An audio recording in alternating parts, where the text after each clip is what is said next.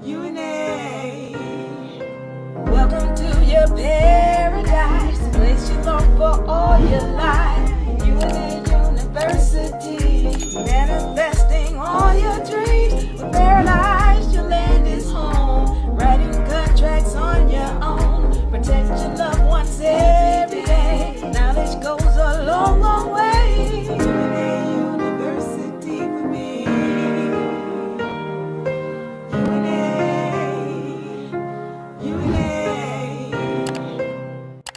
UNA University for me.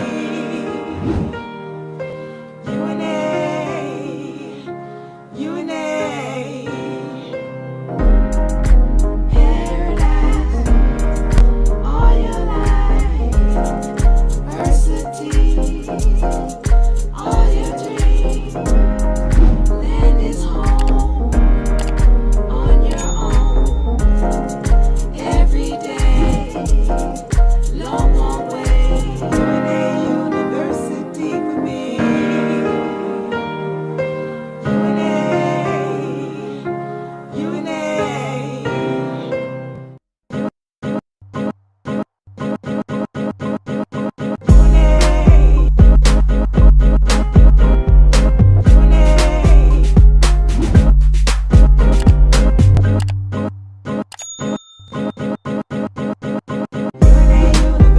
for me.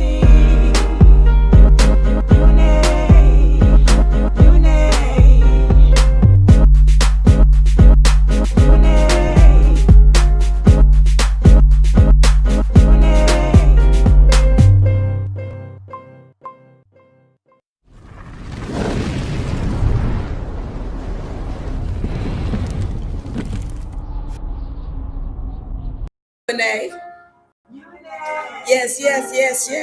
Welcome to your paradise, the place you long for all your life. I'm yours truly, Diva Lyri, representing for United Nations from America, UNA Republic, UNA University. Let's go. Welcome everybody. Welcome, and yes. UNA. Yeah, welcome everybody. I'm yours truly, Diva Lyri, representing for United Nations from America, UNA Republic, UNA University, where we help you find your social freedom, financial freedom, and most importantly, your spiritual freedom. Let's go. All right, welcome everybody. We have a wonderful, hot, very debatable topic tonight, and we're going into it. This is going to be a nice long session, so get your popcorn ready, get your pen and paper ready, because I'm going into some hot topics. Okay, tonight's session is titled Moors Are Not Sovereign in America. I know that's going to light a fire under somebody's bonnet. I know, I get it. But we're going into it tonight. Moors are not sovereign in America. We're going to talk about why. We're going to talk about some misnomers that have been said to us by light-skinned and dark-skinned people alike. Okay, so now let's get into this thing. Moors are not sovereign. Before we go there, I want to make sure that those of y'all who are wanting to get your trust, all right, hit us up at UNAuniversity.com. UNAuniversity.com. Okay, you can find us there, so you can get your trust. Those of y'all who are on TikTok, name, number, email. All right, so let's get into this thing.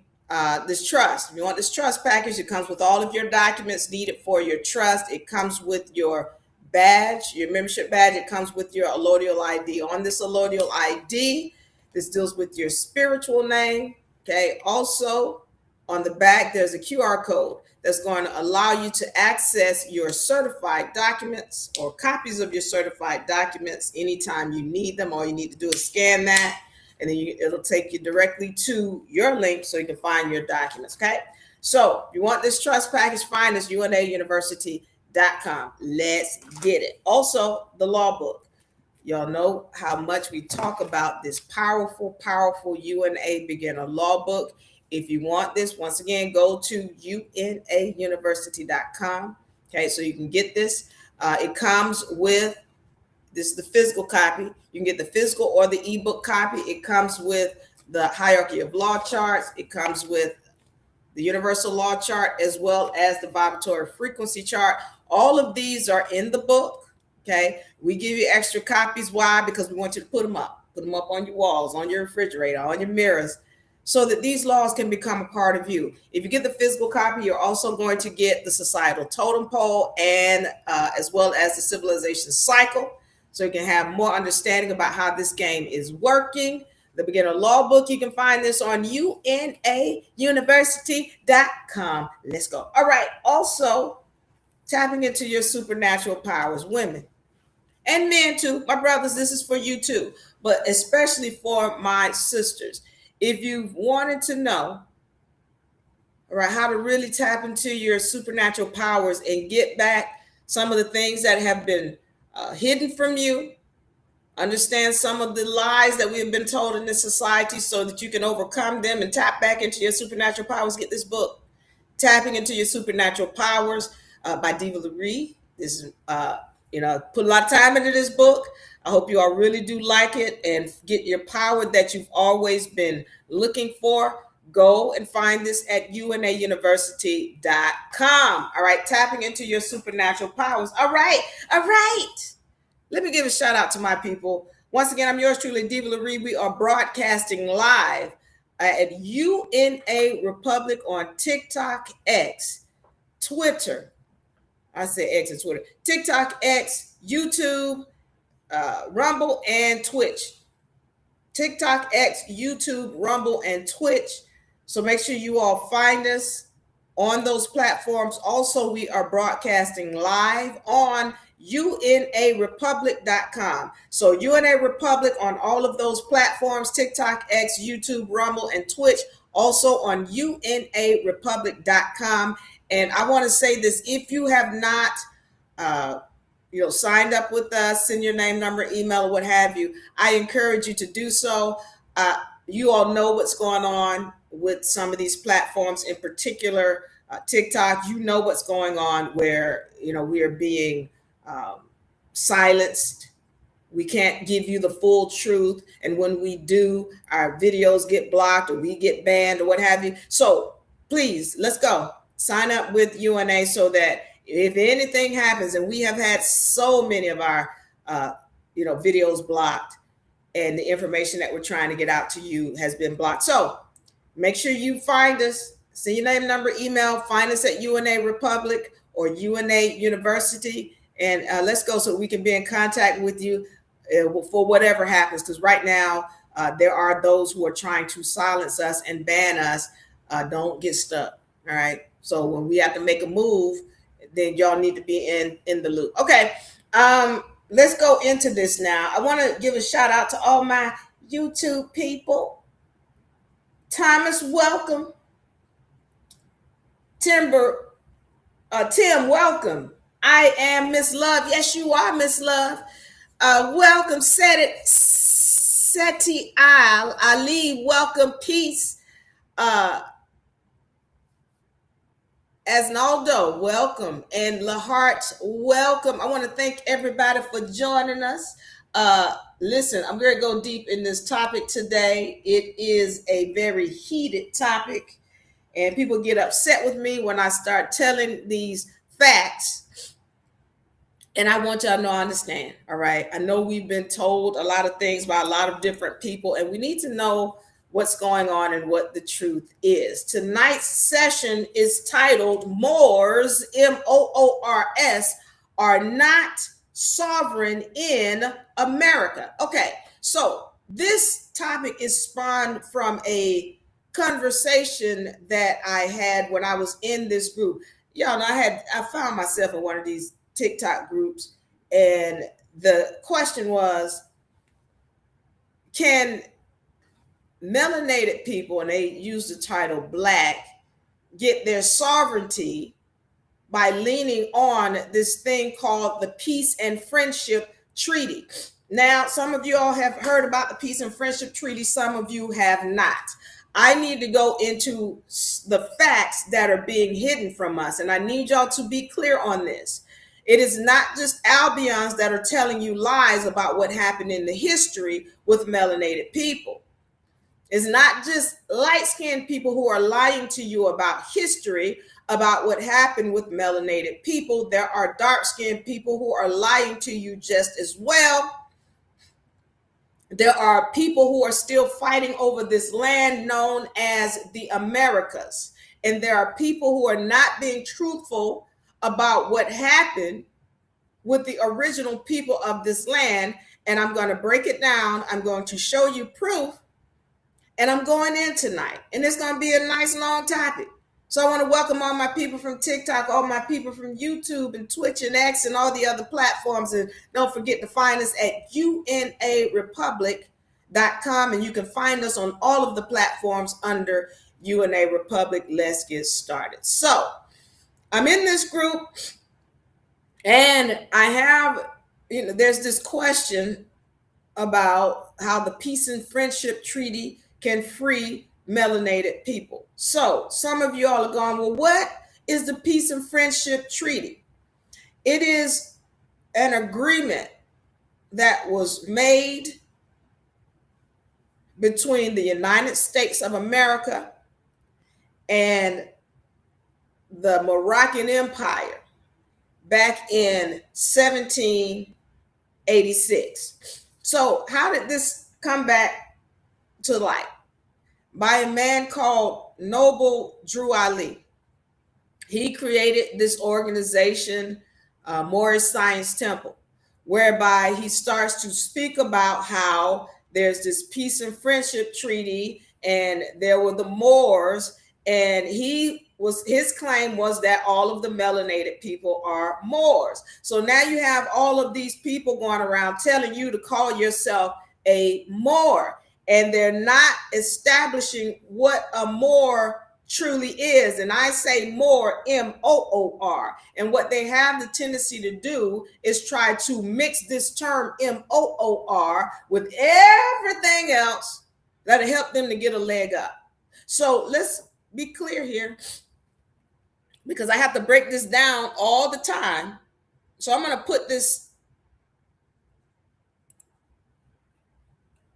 Give me a second, because I want to put this on the screen so that we're clear about what the term M-O-O-R means versus the term M-U-U-R.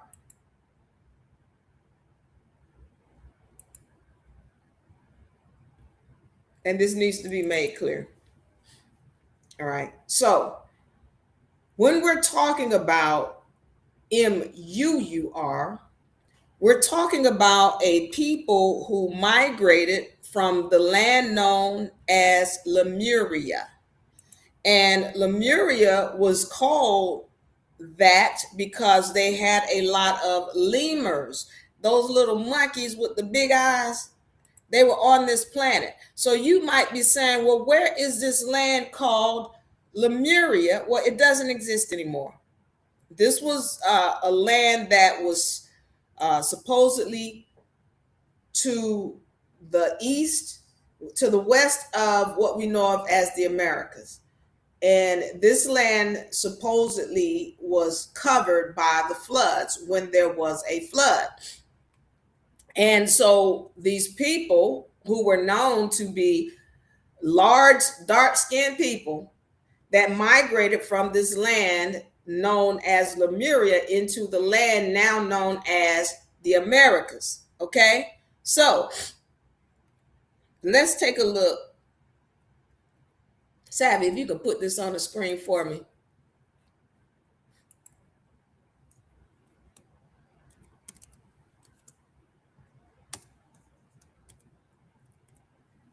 Okay, so we're going into defining this term here, and I'm going to make this larger just so we're clear. Moor, Muur. These people,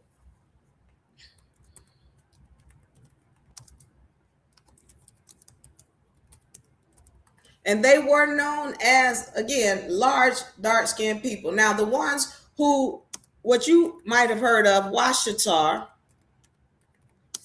Muurs. These are the original people of the land.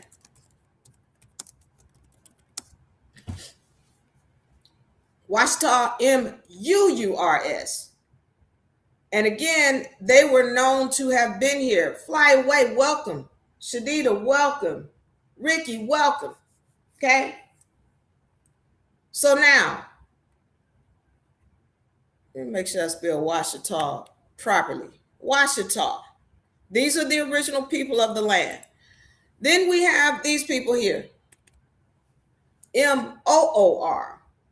And when you start talking about the term Moor, people want to make it out to be all kind of, okay, well, they were from Morocco. The vast majority of them were from Morocco. They want to say that it meant Mauritanian, Maur. Anytime there's something with an MAMOMU, they want to claim that it's the same, but it's not. And you got to be wary or aware of the fact that when people try to change a name, they're trying to muddy the history. And if they're trying to muddy the history, then you got to ask why. And I get a lot of people who have come to UNA from one of these other Moorish groups. Why? Because they couldn't get answers to their questions. And why don't you get answers to your questions? Well, because one, there's a lot of hiding going on. There's a lot of denial going on. And then there's a lot of covering of the truth going on. But we're going to uncover it today. And I know it might say, oh, well, that's separatism. We all one. Well, then, if we all one, then we should be able to hear the truth and the facts without getting upset, right? Okay, then let's get into it. More. First of all, let's understand that this term here really comes from sailors. So we're going to look up this term, Mooring.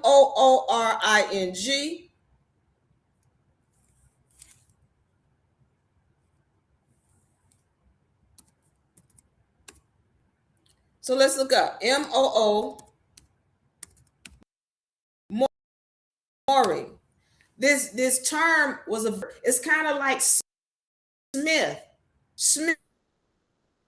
that you do smithing, the process of securing a vessel to a permanent station or structure. Moored. Let's look that up.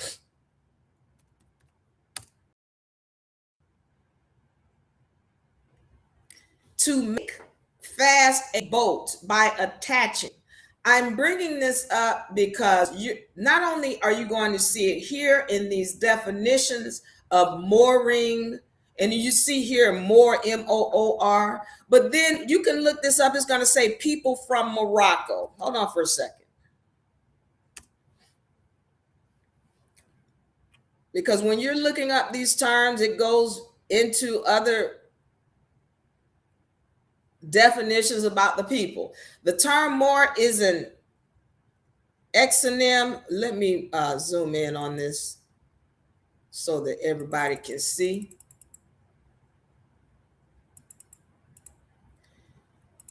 So the term Moor is an exonym used in European languages to designate primarily the Muslim populations of North Africa, the Maghreb, and the Iberian Peninsula, particularly Al-Andalus and the Andalus during the Middle Ages. Moors are not single, distinct, or self-defined people. But one of the things this thing is making it clear, these people had to do with another land that is not this land. Moors. Okay, those are the definitions. Now, the furthest back I can find this term Moor in any kind of legal documentation is in a document called the Peace and Friendship Treaty, which is the question that was asked in this particular group about can the Peace and Friendship Treaty be used as sovereignty for melanated people in the Americas. Now, I've just established that the term Moor, first of all, is dealing with water in boats and sailors. Just by the definition, moored, M-O-O-R-E-D, and M-O-O-R-I-N-G. Then when we look up the definition about who the people were, well, they come from Africa and Maghreb and everywhere else, but nothing having to do with this land. But I'm going to give another documentation, a legal documentation, which is called the Peace and Friendship Treaty. Let's take a look at it. Here, this is the document that is created in 1787 or signed in 1787 between the United States, which is of America, and Morocco, which is the Moroccan Empire. Now, before I even go into what Moor is, let's understand why this is not a document that you can be standing on to have sovereignty in this land known as the Americas. Please pay attention and take notes. Okay. Let's zoom in. And thank you for liking and sharing, by the way. I want you to like, share, subscribe, and follow. Reflecto says, I can believe it. All right, Reflecto, I don't want you to believe it. I want you to see it and know it. All right? Because we've got to understand what true law is and why people keep going in this circle about, oh, the Moroccan Empire, this Morocco, and then we're still in the same place. Well, y'all still in the same place. I'm not in that place. But if you're telling me all this time, here's this Peace and Friendship Treaty that's been around since 1787, and then you got Noble Drew Ali who's come back up in here and said, well, hey, we Moors, and then you're still in the same place. Why? Let's understand why and what's been hidden. All right. Here is the Peace and Friendship Treaty of 1787 between Morocco, which Morocco are we talking about? Because there is the state of Morocco today that didn't come into effect until 1956. I'm going to say it again.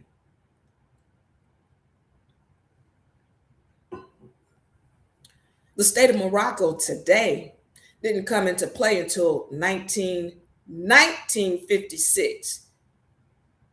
It is not the same as the Moroccan Empire of antiquity. Let's be clear. The Moroccan Empire of antiquity no longer exists. Well, no, what, Diva?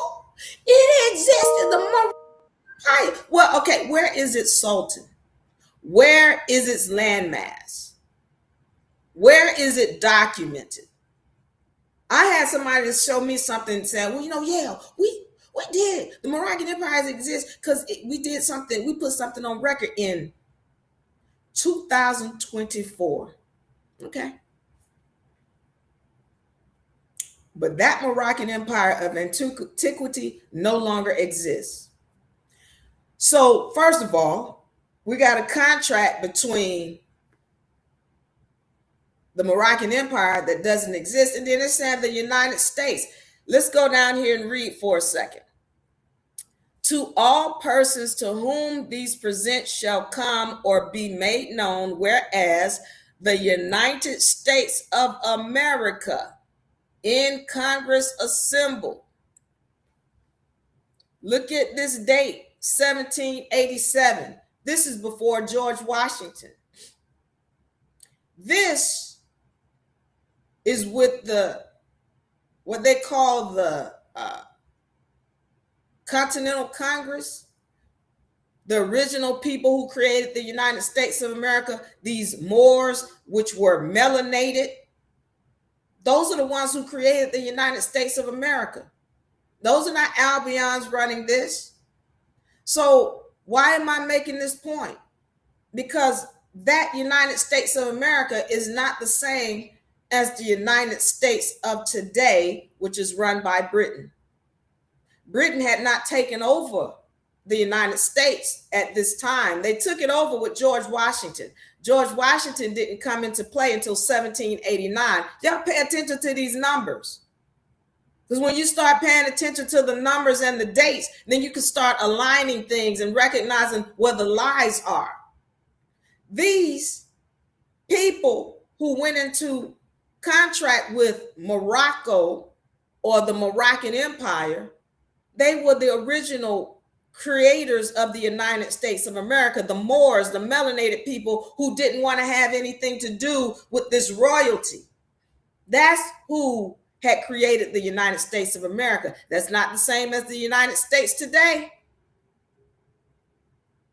So you telling me this peace and friendship treaty was by two entities that no longer exist today? At least the United States of America doesn't have any officers. See, if you don't know, then I'm going to go into it briefly. There's a difference between the United States that y'all know of as today and the United States of America. The United States of America doesn't have officers. The United States that y'all know of today is run by Britain. Okay, pay attention. Because I might get cut off on TikTok today. So pay attention. If I get cut off TikTok, y'all find us on YouTube. Find us at unarepublic.com because I'm going into it. So, and I want to welcome y'all. Thank you for being here. You are really from, come on, let's go. Jasmine, welcome. If I get cut off, y'all find us. We broadcast and we ain't stopping this. unarepublic.com. You can find us there. So there's a difference between these two United States. So now you got a peace and friendship treaty between Morocco and the United States, two entities that no longer exist. So how are you trying to stand on this peace and friendship treaty when it's really no longer valid? But what did they tell you? Hold on for a second. Let me go back over here. Because they're going to tell you this. The peace and friendship treaty, hold on, let me see where it is the longest unbroken treaty in the U.S. history, established 25 articles of friendship and trade. And BS is what that is. BS is what that is. It's the longest unbroken treaty between two entities that don't exist any longer. Why would they say this? Pay attention. Melanated people. Why would they tell you this? Because they're still trying to steal your land.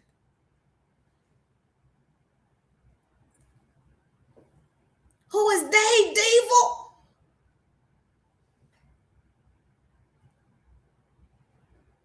This peace and friendship treaty was not made with the U.S. It was made with the United States of America and the original melanated people who created the United States of America. And that entity that's running the U.S., they want you to believe there is still some kind of agreement because these people now are running around, their melanated people, calling themselves Moors. They still don't have entitlement to the land because what they are calling themselves. If you're calling yourself a Moor, you're saying you are a subject to Morocco. And you got to understand, once again, the original Moroccan Empire no longer exists, but they're going to make you believe that they're talking about the Morocco today, which is under British rule. No, Devil, it's the same. Okay. The Morocco of antiquity is nowhere near the Morocco of the state of Morocco today, which again was only created in 1956. They're not the same. That entity of 1956, that's British control, just like the United States Corporation, British control. And the issue is because we don't know law, we don't know history and what's truly happened, we don't recognize the game that these people are playing. I've told you this before, since the 1400s, Britain and Morocco have been in bed together. I want y'all to stay with me because I'm going into history today and I'm going to help you to understand the truth about this relationship. Morocco and Britain were in bed together since the 1400s, meaning they were doing business. I want y'all to look up the Barbary countries or the Barbary Company. In the Barbary Company, there were these Barbary countries. Well, what was this Barbary thing? Well, they were pirate states. They were known to steal people's ships and land and territory. That's what they did. And Britain created the Barbary Company. And in that company was Morocco, Tunis, Algiers, Tripoli, Montezuma. And what did they trade? Sugar and other goods. But they were doing that before they really knew about the place called Americas. So then I need to get into this now. I'm just trying to set this up so that you can understand the treachery that went on in this land and the lies that are still going on today. So you have this situation now where Morocco and Britain since the 1400s have been in bed together. Then you have the United States that comes in and tells the United States that was created and kicks Britain out. I need to go into this and y'all pay attention to why there was a peace and friendship needed in the first place. I need you to understand why Morocco even came in the picture. Morocco was never in the picture, but they want to tell you, oh no, Morocco owns, thank you, Savvy. They want to tell you that Morocco owns the Americas. They want to tell you some kind of way that Morocco owns the Americas, and we're ready to go into that too, so we can show that's a lie, which never happened. What happened is Britain came into the land, all right, after Columbus, because nobody was really paying attention to the Americas until Columbus came in there and said, hey, y'all, all this land is over here. And so now everybody wants to rush in. Well, the first corporation that rushed in was Britain with what we know of as the Virginia Company. That's the same as the state of Virginia today. So pay attention to what I'm about to tell you so we can understand the history and how this stuff went down. Britain came in and they started creating these companies. Remember, even when Columbus got there, there was people already in the land. There was things that were already established in the land. There was original people of the land. And I go back to your Washita, M-U-U-R-S, that were in the land. And so when Britain came in, they created all of these treaties with the original people of the land such that they have the ability and authority to be in the land. Watch this. Savvy, put this on the screen.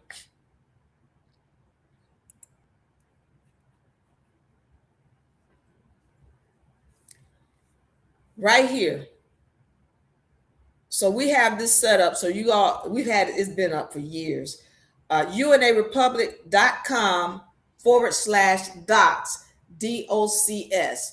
UNARepublic.com/docs, DOCS. You can go here and you can get this information so you can see it for yourself. All right. The first thing that I want to take a look at is when Britain came in, they created treaties with the original people of the land. These are some of those treaties. These are 13 of the treaties. When you go and look up these treaties, do not look up the synopsis. Find the actual treaties, because in these treaties, you can hear the ancestors speak. We don't want somebody's synopsis and trying to tell us what what they was thinking like this. No, no, no. I can hear the ancestors speak for myself. Let me read it for myself. So if you take a look at these treaties, look at the dates. These come way before 1777. Treaties are above constitutions. And these are the original people speaking. And inside of these treaties, they made it clear we give you permission to be in the land, but we never give up title to our land. It is in the name of our descendants. Till this day, this is the case. See these dates: 1758, the Great Treaty of 1722.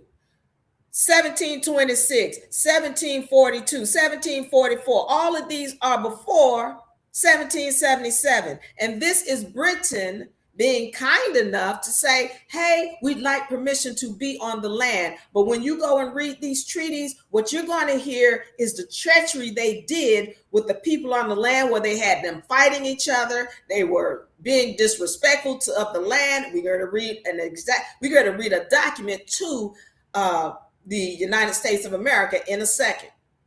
Okay? So all of these treaties, go and get them. Don't just get the synopsis, get the actual treaty. Treaty between the United States of America and look at these names: Sachems, chiefs, warriors, Wyandotte, Ottawa. These are the names of the original people. Pay attention now, because this is going to come up later. 1677. Again, if you're really wanting to know how the ancestors spoke and what they were saying, this is a list of treaties for you. We've set it up so you can go in here and pull them down for yourself. Okay.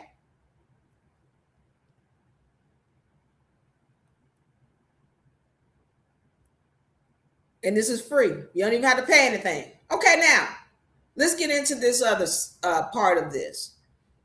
Because now we're recognizing that Britain has come into here. Thank you, Savvy. Has come into the Americas. And now that they have come into the Americas, they've asked permission of the original people to be in the land, and they've created these treaties. And when you read those treaties, you got to recognize they don't say not one thing about no sultan. They're not talking about no Morocco or Al Morocco or Al Mexam. This is their land. They said this was their land. And they said we don't give title to anybody. They never said that this is Britain or this is Morocco's territory. They never said that. And so what they say goes. But I need you to understand, they also did not call themselves Moors. This was their land. Moors are people who was on ships and had jobs on ships or coming from other lands. That had nothing to do with the Americas. Okay? So let's continue. So now we have this situation where the original people have granted Britain permission to be on the land, and they made it clear that they still hold title. And I need this to be made clear too from the international laws. Even if the original people tried to give up the land or title to the land, they couldn't do it anyway, because the land is always going to belong to the original people of the land. The original people of the land just have to be willing to step up and claim it. So let me say this again. The land is always going to belong to the original people of the land. The original people of the land have to be willing to step up and claim it. But what's the problem here? The problem here is that we've got a situation where people are calling themselves titles that do not give them sovereignty in this land. The term Moor, again, has nothing to do with this land. And I'm talking about Moor. It has nothing to do with this land. It has everything to do with another land or water. And Moor, Moor, is a maritime term meaning of the sea. And anything of the sea cannot own land. So calling yourself an MOOR, first of all, does not give you title to any land, much less land in the Americas. So when you do that, what you have done, if you are truly of the original people of this land, if you calling yourself that, what you're doing is giving up your title to this land. You don't have sovereignty here. All right. Koyo says nobody knows who they are. Some of us know who we are. Some of us don't know how to claim who we are. Some of us keep listening to lies instead of studying for ourselves, which is why I'm putting the facts here in your face. So, and then I'm going to go into some things because people want to keep talking about, oh, well, Morocco owns this. Nothing. There's no proof, not nowhere, anywhere. And as a matter of fact, I'm going to show you some proof that they didn't. Okay. So now we're recognizing that in this land, we had Britain who was making deals with the original people. Now, Britain never had title, but they were getting kicked out. Why? You had Moors from another land, the ones who created the United States of America. Most of them are known from the Continental Congress. They were melanated people. Those Moors created the United States of America. And once again, and I said MOORS, who were from another land. They didn't claim, oh, I'm with Britain or I'm with Morocco or anything. They didn't want any parts of that because all of that had to do with some kind of blood lineage or royalty. They didn't want that. This is why they didn't claim any of that, but they were Moors. All right. So they came into the Americas and they created this United States of America. And what they did was kick Britain out. This is where the Revolutionary War comes in. Well, why were they kicking Britain out? Because Britain was doing all kind of treachery, all kind of disrespectful things. And you can find it when you read the Declaration of Independence. They're telling you exactly what Britain was doing. They were being treacherous. They were being unfair in the way they were trying to rule the land. So these Moors were like, Britain, you got to go. You are out. We're kicking you out. And the Revolutionary War came about. Well, why was Britain so upset about that? Well, first of all, they had created all these territories, Virginia, North Carolina, South Carolina, and all these other states, and Georgia, all in between here. And that's where their money was coming from. Britain was making bank. These were companies, these were corporations. So you got to understand what Britain had done when they came into the Americas. They created these countries, the Virginia Company being one of the first ones in the 1600s. But that Virginia Company was nothing more than a company, and y'all know of it as the state of Virginia today. Well, what was the deal with this Virginia Company? They're making all this money, and then here come these Moors talking about you got to leave. Well, they were doing a hostile takeover.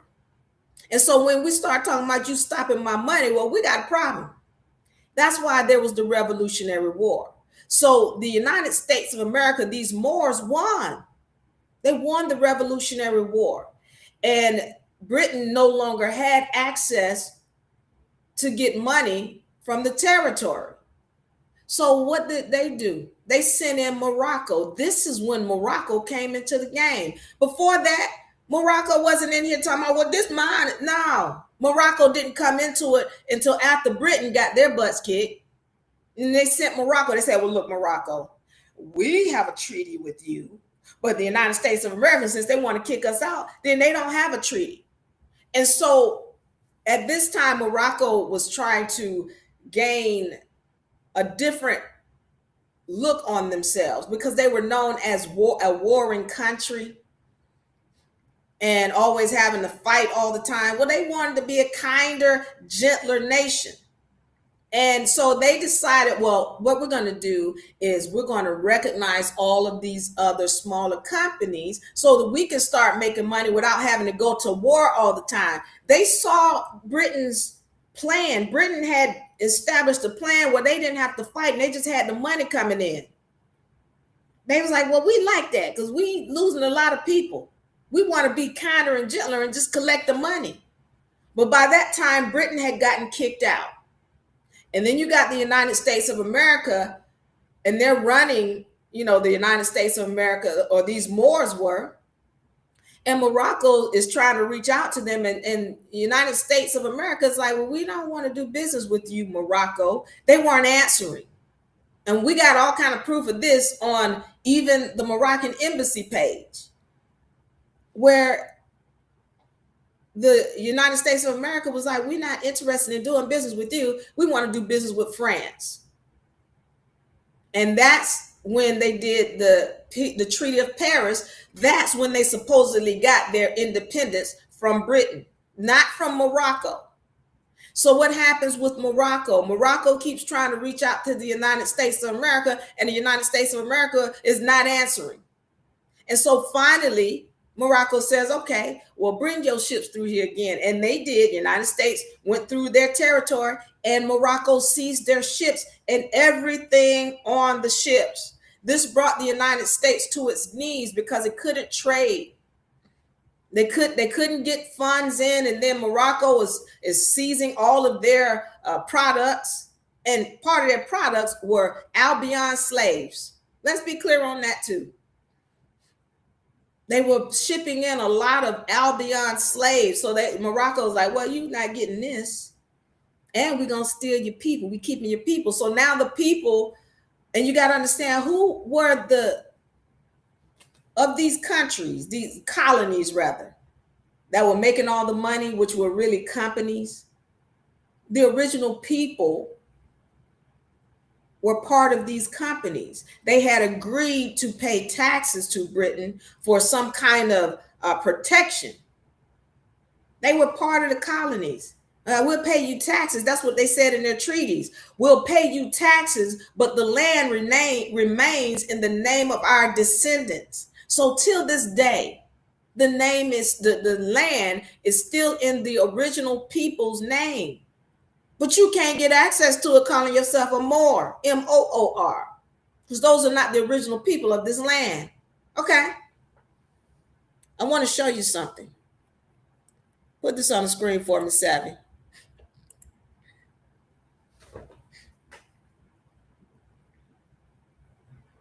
So these are some maps that I want to show you so that you can see for yourself.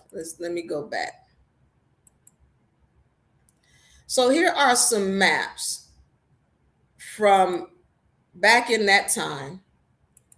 So I'm going to go back here. This is a 1775 and 1785 map. Okay. So Morocco didn't come into play until 1787 with this peace and friendship treaty, but people want to tell you Morocco owned the land some kind of way. Meanwhile, let's take a look here. You've got 1775, and all of these are the different countries that are claiming territory in the land known as the Americas. So you've got Great Britain claiming all of this territory, which is Canada, and then this is part of the United States. You got Spain over here with Louisiana. Again, this is 1775. You got United States is not even in the picture at this time in 1775. Then you got Russia. Look at this, claiming territory. Okay, then in 1783, this is after the Declaration and the Revolutionary War, where the United States, these Moors had come in and created the United States. Well, they're like, okay, you know what? We're taking all this. These are all the colonies right here. They took them.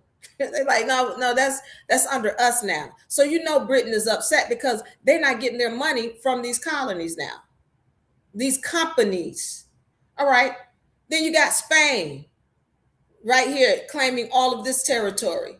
You got United States right here. You've got Great Britain up here in Canada, which the Canada, that's still owned by Britain. Then you have Russia up in here. Does anybody see Morocco? I don't see Morocco anywhere in here. claiming any kind of territory. Thank you for the love. Hold on. Let me get another map. Again, this is 1783, 1775, before the United States had the Revolutionary War. All right. And then they kicked Britain out, which is why now they only control this Canada area up here. Let's go to this one. This is North America in 1750. All right, we got Britain in here claiming, once again, Canada. We got the French claiming this Louisiana territory here and this up here. Then we got the Russians again over in this territory. We got Spain down here. Does anybody see Morocco in here? Anybody? Anybody see Morocco? I don't see Morocco in here claiming not one piece of this. And why is that? Because once again, Morocco and Britain had been in bed together. And what Morocco knew not to do was to step on any kind of territory that Britain is claiming. They had also gotten into a confrontation back in the 1400s where Morocco had come in and stolen a lot of the people from Britain. And Britain went after Morocco and beat them. And that after that, Morocco never to step on any kind of territory that Britain is dealing in. And so Morocco did not come into the whole picture until after the United States had pushed Britain out. So I'm just showing you all of these maps. And on none of these maps does it ever say that Morocco claimed any territory, because they didn't have any claim. I need to go back. Thank you. Thank you, Savvy. And once again, if you have any questions or comments, leave your questions and comments in the comments section so that we can deal with them and answer any kind of questions, because there was a lot of questions that came up.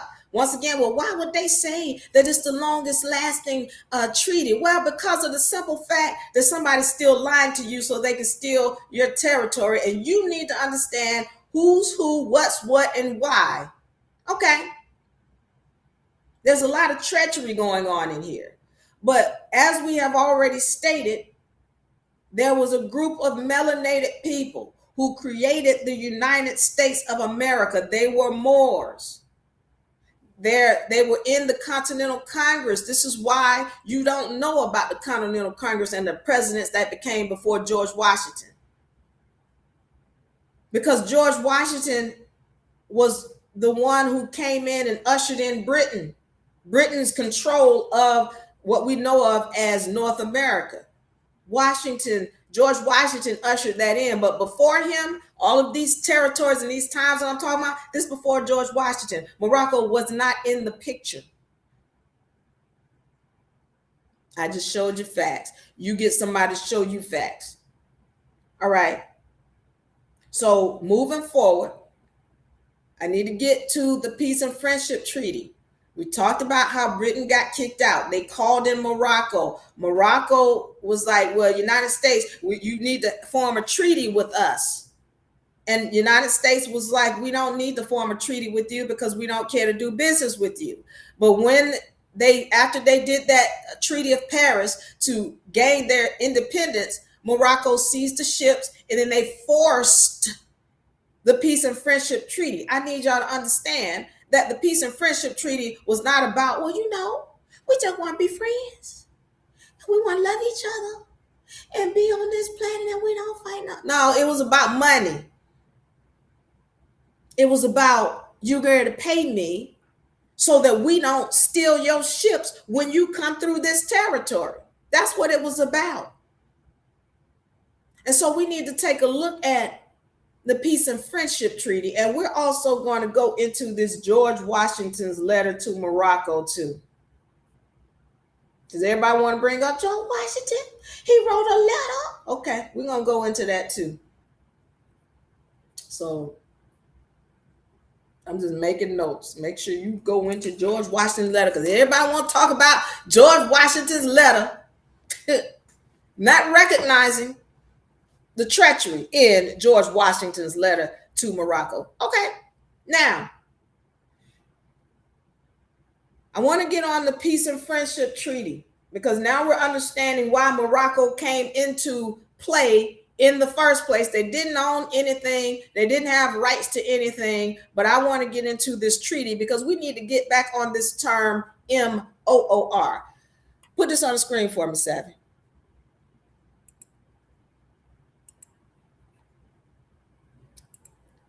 All right.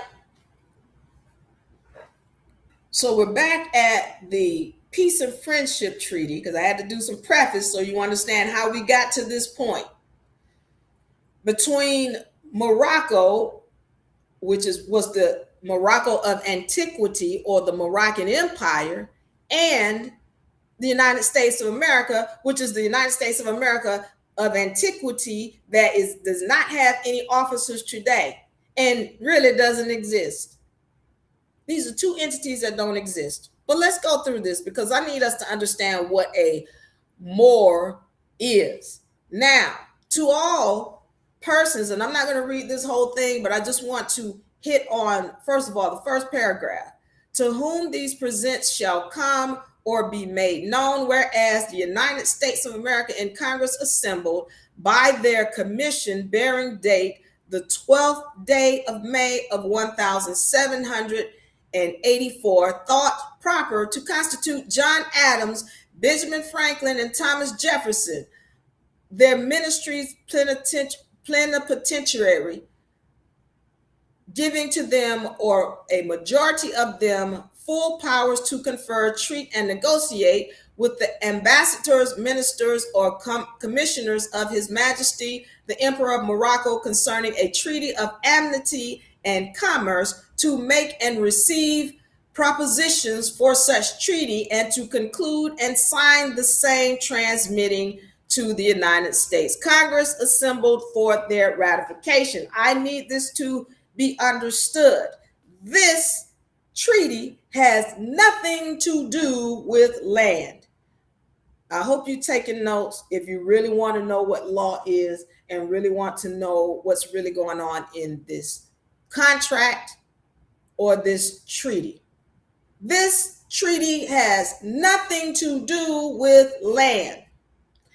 A lot of people bring this treaty up to me and they say, well, because we as Moors and it's going to give us sovereignty, and this has nothing to do with land. Read it. Most people don't read these documents. The only thing this document is talking about is the people. And here is Morocco and the United States. Morocco is saying, hey, if your people come up to Morocco and they doing some stuff or whatever they doing, then we're going to send them back down to you so that you can deal with them and whatever their issues are. And if our people likewise are in your land and territory and they're doing this, and this, then you're going to send them back up to us here in Morocco, and we're going to handle them in whatever way we deem necessary to handle them. Also, if your ships are here and they need some refuge or they need to be escorted out to sea, we're going to make sure they get escorted out to sea safely and that nobody's following them, and we're going to take care of you. And likewise, we expect you to do the same thing for our ships. If they're under duress, you make sure you see them out to sea and make sure they're taken care of. Nothing to do with land at all. But let's go through this stuff. I want to make it clear who this is. Now, this just says that this is between Morocco and the United States in Congress assembled.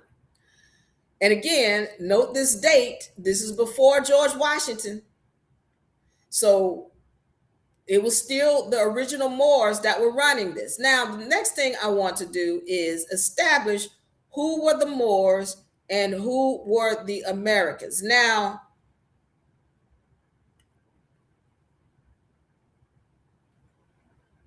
it's saying the United States of America Congress assembled and their commissioner bearing the date 12th day of whatever the year is, thought proper to constitute John Adams. These are supposed to be the representatives, and I'm going to get on that too. And they're negotiating with the ambassador or the commissioner of His Majesty Emperor of Morocco concerning a treaty of amity. Okay. And by one other commission bearing date of 11th day of March 1017, did further empower the said minister or such a majority of them by writing under the hands and the seals to appoint. Okay. I want to get to, and whereas we said John Adams and Thomas Jefferson, two of the said, what I'm trying to get to is who is this between? Treaty of Amity and Commerce between the United States of America and His Majesty the Emperor of Morocco, sealed with his royal seal, being translated into the language of said United States of America, together with the attestations thereto annexed, and are in the following words to wit.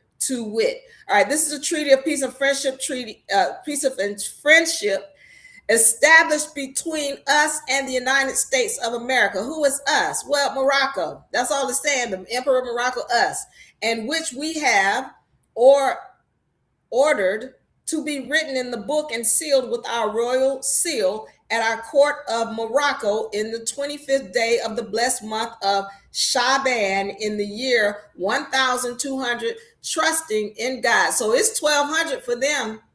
It's another year for the United States. All right.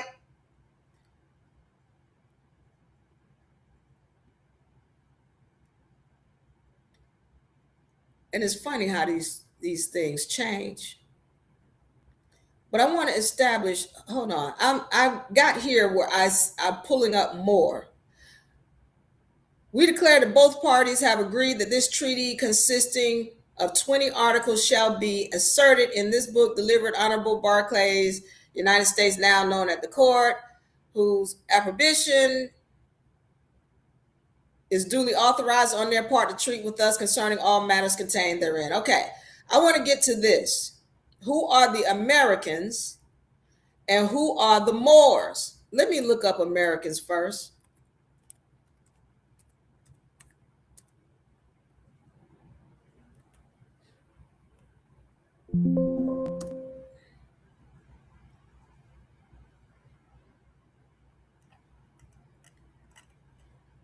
There is a document that states that this is between the Americans and this is not the original document right here, but there's one that says this is between the Americans and Morocco, but this is just saying that it's between the United States of America and Morocco. So it doesn't even have who the Americans are. It says citizens of America. Let me see. Let me go up here to the top. Okay.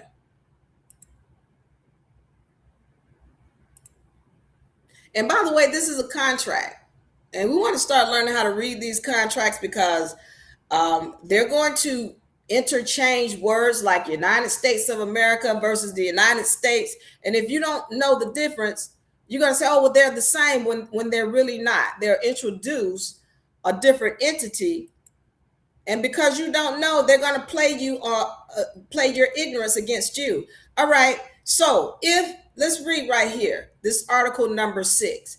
If any more shall bring citizens of the United States or their effects to His Majesty, the citizens shall immediately be set at liberty and effects restored. Now, what this is showing is that a Moor is a subject of Morocco, because everybody else, they would be a citizen of the United States.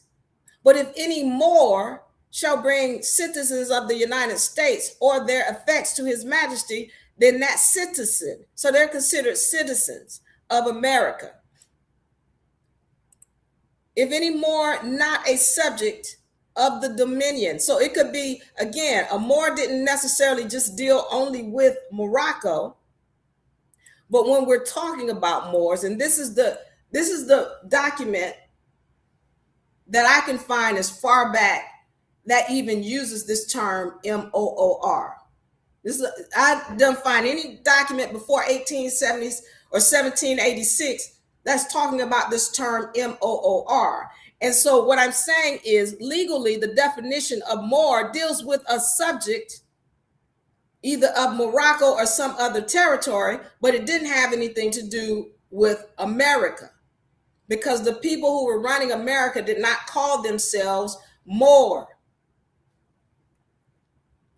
Not a subject of the dominions shall make prize of any citizen of America. If any more, not a subject of the dominions shall make prize of any of the citizens of America or their effects and bring them to any of the ports of his majesty, they shall be immediate release as they will be considered as under his majesty's protection.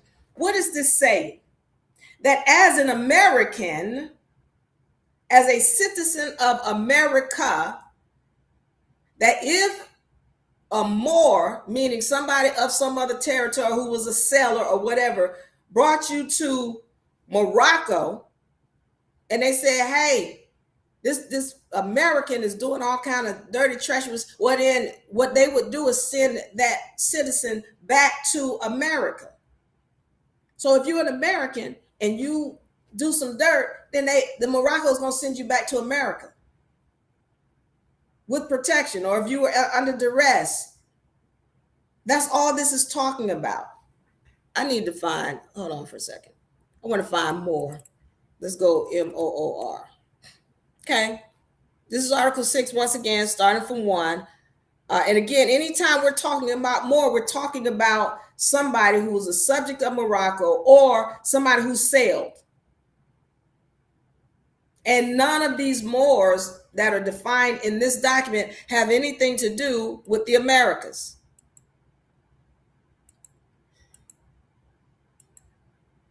Let me go back up here. I want to go to number 1.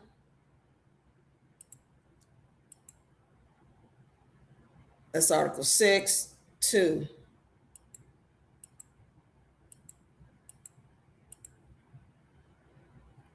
All right. Once again, here's the term Moor. If we shall, again, Article 11, if we shall be at war with any Christian power and any of our vessels sail from the ports of the United States, no vessel belonging to the enemy shall follow until 24 hours after the departure of our vessels, and the same regulation shall be observed towards the American vessels sailing from our ports, be the enemy Moors, which are sellers, or Christians. And I'm not going into the Christians right now, but the point I'm making is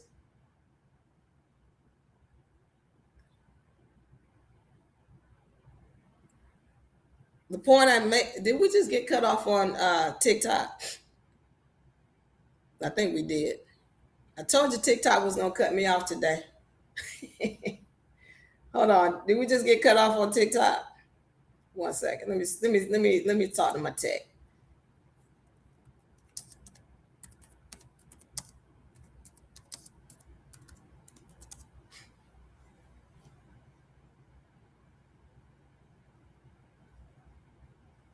I'm checking to see if we got cut off or if we're still running, or maybe it's just my system over here. 7. Did we get cut off on TikTok?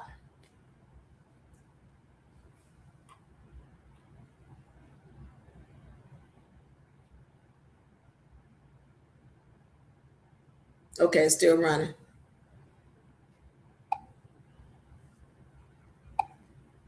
All right, let me see what's going on my end to where I got cut off. All right, if y'all still with me on TikTok, thank you for being with me. I just lost all of your questions. I saw I had a lot of questions in TikTok. I'm not going to be able to see them. Okay, we're still running. So now, the bottom line that I'm getting at here is that when we're talking about the term Moor and the title, you have to understand that a title is a legal definition or legal description. So if you're calling yourself Moor, you are saying that you are of another land. So if you're trying to have some kind of how do you say, sovereignty or diplomatic immunity under the Peace and Friendship Treaty, if you're calling yourself more than what you're saying is you're subject to Morocco, you're also saying that you're not subject or you're not of this land. You're not paying homage to the people of this land. So go to Africa and get you some land, because you don't have sovereignty here, because you have established that you are subject to Morocco. And I need y'all to understand the Moroccan Empire does not exist, and the Moroccan embassy doesn't accept you. And I've gone over documents. I have had so many people send me documents, and it's like they don't read them. They're sending me things, and then I go and read them, and I read them in public. And you can go back and see some of our sessions, some of our lives, where I'm making it clear. Morocco has said, we don't accept you. You are not a citizen here, and we're not giving you any kind of immunity here. Okay, hold on, let me see. If any citizen of the United States should kill or wound a Moor, again, that's distinguishing you're a citizen of the United States or you're a Moor. This one, or they're distinguishing it. Or in the contrary, if a Moor shall kill or wound a citizen of the United States. I don't know how clear it is. It can be, how much clearer it can be. These are two different entities. You're either a Moor, according to this document, or you're a citizen of the United States. And by this time, once again, Britain had been kicked out at this time. Okay. And Morocco did not own territory in the Americas. Now, as I've already shown, I want to go into this. Let me get this. George Washington's letter to Morocco.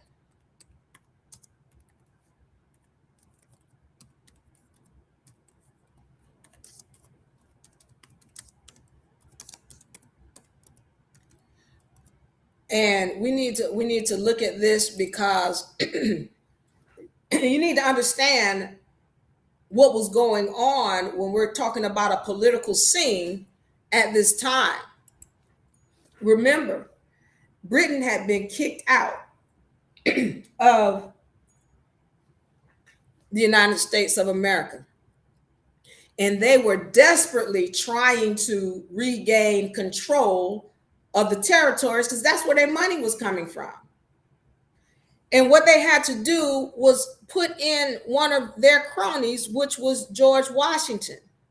Now, George Washington had been on the scene because he was fighting wars. And I want to go through this letter, George Washington's letter to the Sultan of Morocco, because once he got back in as once George Washington got in as the president, then they had to start doing some political moves. And if you want to know the best politician that I've seen in all of my time doing research, George Washington, he was the best. You're talking about being able to kiss butt and make people feel some kind of way so he can get their trust. Oh, that was George Washington. He's the best. But we're going to go through this because that's what he's doing. This is a political game that he's playing with the Sultan, because right now, again, the Sultan is getting angry because they wanted money from the Americas, and the Americas was like, we're not paying you nothing. Before George Washington came in here, those original Moors were like, we're not paying you not one penny. And so when George Washington came in, he had to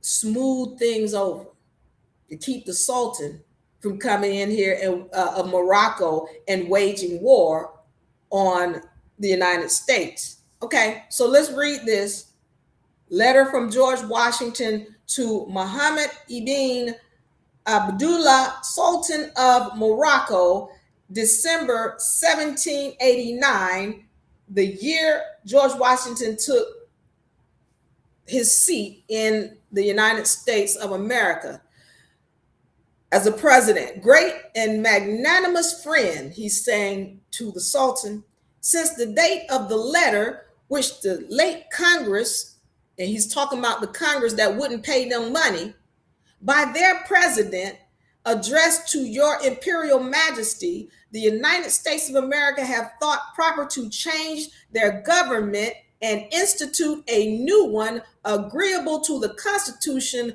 of which I have honored herewith and enclosed a copy. Pay attention to what he just said and what has happened in this country. They overthrew the other Moors that were running the country. They overthrew them. And he rewrote the Constitution. And I need you all to understand and look this up. If you're sitting down here with me, please have pen and paper. There was a Constitution or a 13th Amendment in the Constitution, and it was called the Nobility Clause or the Nobility Clause.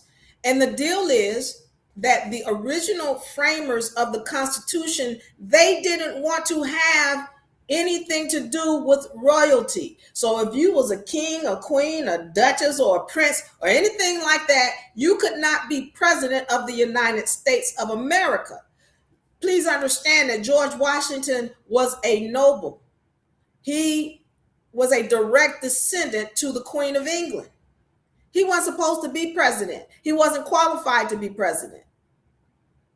But that's why he had to rewrite the Constitution. And he's telling you in this first sentence, we overthrew the government, we restructured things, and I have a new Constitution that I'm going to send you a copy of. Anybody paying attention? Anybody get this? This is what you want to read the Sultan, George Washington wrote a letter, but you're not going to tell what's in the darn letter? Well, I'm breaking it down.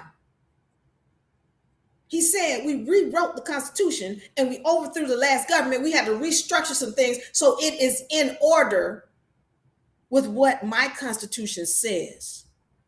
The time necessarily employed in the arduous task and the disarrangements occasioned by so great, though peaceable, a revolution will apologize and account for your majesty's not having received those regularly advised marks of attention from the United States, which the friendship and magnanimity of your conduct toward them afforded reason to expect. What he's saying is, all those disagreeable people that was in office, we had to kick them out. I mean, it was peaceful, but it was hard. It was arduous. But they weren't answering you because they didn't want to pay you. But I'm here now, and we gonna pay you what you asked for. Okay? Anybody getting this? I'm breaking it down. And you don't have to believe me. Go and do your own research. I just need you to listen. This second paragraph: the United States, having unanimously appointed me to supreme executive authority in this nation. He's saying that he's been appointed. Well, what happened to voting? What happened to that? Your Majesty's letter of August 1788, which by reason of the dissolution of the late government remained unanswered, has been delivered to me. Y'all see this right here? Did you see this? The dissolution of the late government. I'm letting you know they overthrew what is known as the Continental Congress with all those melanated people who were presidents before George Washington. He's telling you in this letter that y'all don't seem to, okay. I'm sorry. Woosah. Moving forward.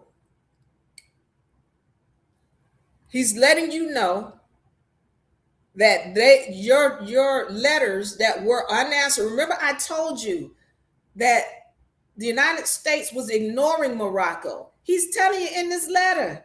He's like, we know they weren't answering you. That's okay. I got them. I'm gonna answer them for you. The United States didn't want to have no business with Morocco, not the United States of America. All right. I have also received letters which your imperial majesty has been so kind as to write in favor of the United States to the Bashar of Tunis and Tripoli, and I present to you the sincere acknowledgments and thanks of the United States for this important mark of your friendship for them. What are he just saying? Thank you for keeping them off our back because they're ready to kick our butts. That's what he's saying. Again, I'm breaking it down. Pay attention. We greatly regret the hostile disposition of those regencies towards this nation who have never injured them, is not to be removed on terms of our power to comply with. So basically what he's saying is, listen, we never hurt them, but we know they were going to try to come against them, but we appreciate you for backing us up and keeping them off our case. Within our territories, there are no mines, whether gold or silver, and this young nation just recovering from the waste and dissolution of a long war, the Revolutionary War, because they kicked Britain out, have not as yet had time to acquire riches by agriculture and commerce. And let's be clear, this is a straight up lie that he is telling to the Sultan. He's saying we don't have any gold mines here, and we don't have any money, and we don't have any, and you lying, because there was plenty of gold in this land, and there were plenty of mines in this land. And he's telling them that to say, oh, we don't have that much money. We got some money for you. We can get you some, a little bit of stuff, but we don't have that much. But our soil is bountiful and our people industrious. And we have reasons to flatter ourselves that we shall gradually become useful to our friends. Meaning we're gonna put a little bit down on it. I got 5 on it. But we ain't got the whole gold thing. He's lying because they got plenty. We got plenty of gold in this land, or had. Okay, let me carry on. Paragraph 4. Because some of y'all didn't read this paragraph and you didn't do your read. Let me rephrase that. For those of y'all who want to know the facts, I'm breaking it down. And there are those who didn't do their research on this, and they're just going to throw this up in your face. And if you haven't read it or you don't understand the history behind it, it's just going to go over your head. But I'm breaking it down sentence for sentence. The encouragement to which your majesty has been pleased generously to give to our commerce with your dominions.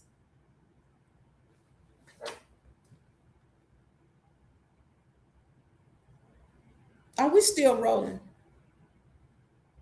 I just want to make sure we're still rolling, because I'm going to read that sentence again. Hold on.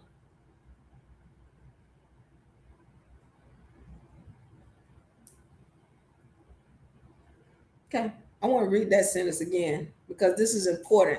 People keep throwing this word up.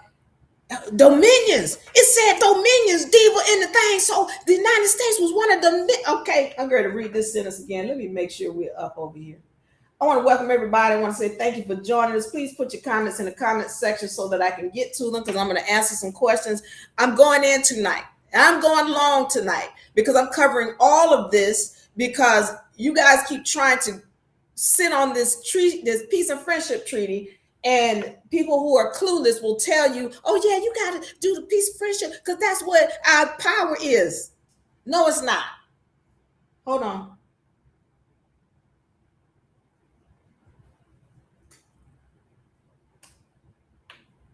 One second. I want to make sure we up because I'm going to read this next sentence again, and I want it to be clear. One second.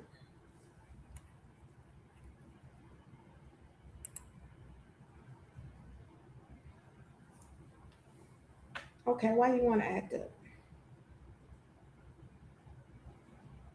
All right, let me try to let that come back up. Let me read this sentence again since we're still rolling. I want to, again, thank you, my people in TikTok. Thank you, my people in YouTube. Let's read this.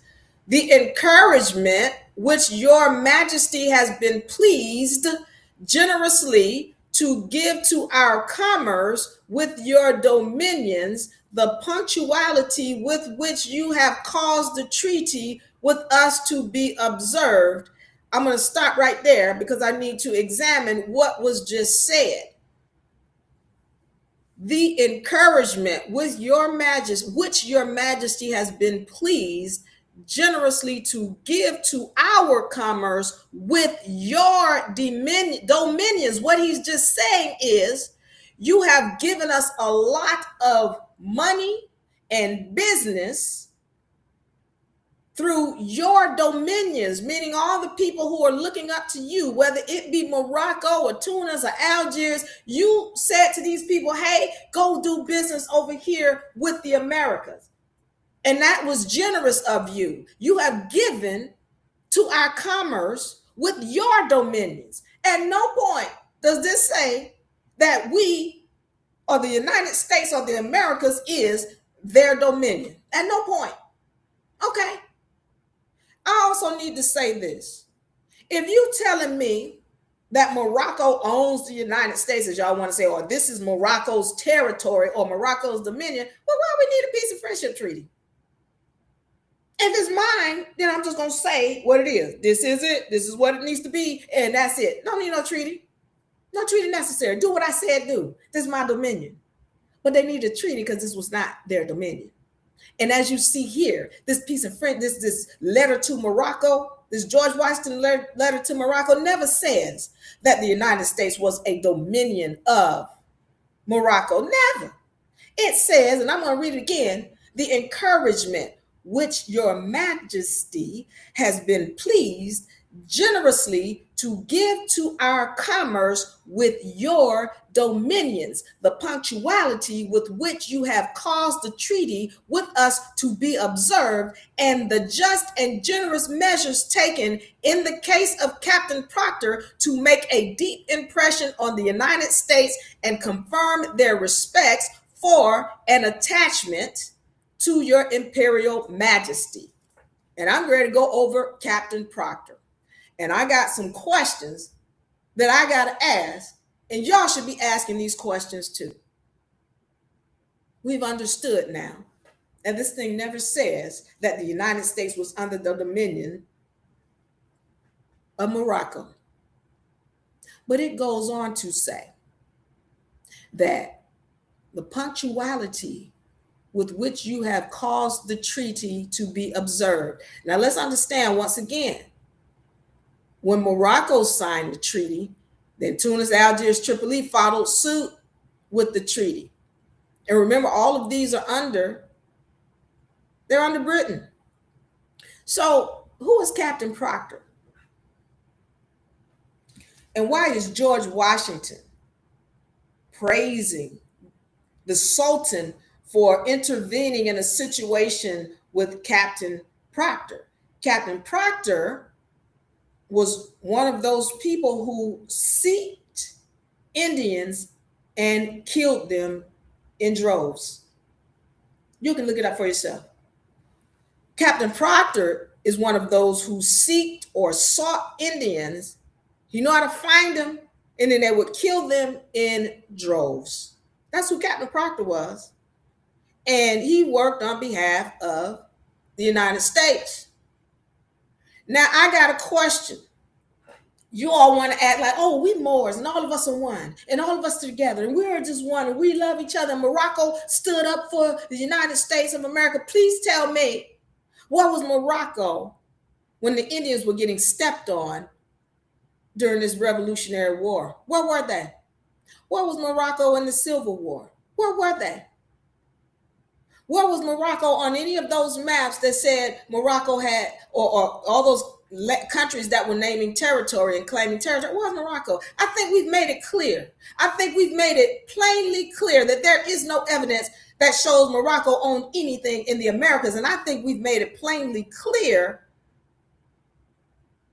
that anybody who's saying that this is Morocco, they have no proof. Show it. I have yet to see it.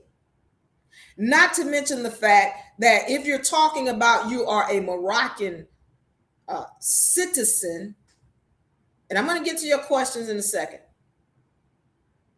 that you have some kind of immunity. You might have immunity with Morocco, but Morocco has already stated, no, you don't. We don't claim you peoples. Not to mention, if you're calling yourself a Moor, you're saying you don't have title. You're not honoring the mothers of this land, and I'm going to get into that in a second. The mothers, the mothers of this land. Okay, so let me keep going. So we're understanding who Colonel Proctor is. We're understanding that if Morocco was so much, we all won and this and that, they weren't not helping the original people of this land at all. The original people of this land were getting themselves stepped on by these Moors who created the United States of America, Britain, and all kind of other nations that came in here. And by the way, even when you look at that map, do you see the original people on that map? You don't see anything say Indian territory. Just everybody just came into this land and started claiming territory, and the original people were asleep. I'm gonna tell you what they were doing in a second.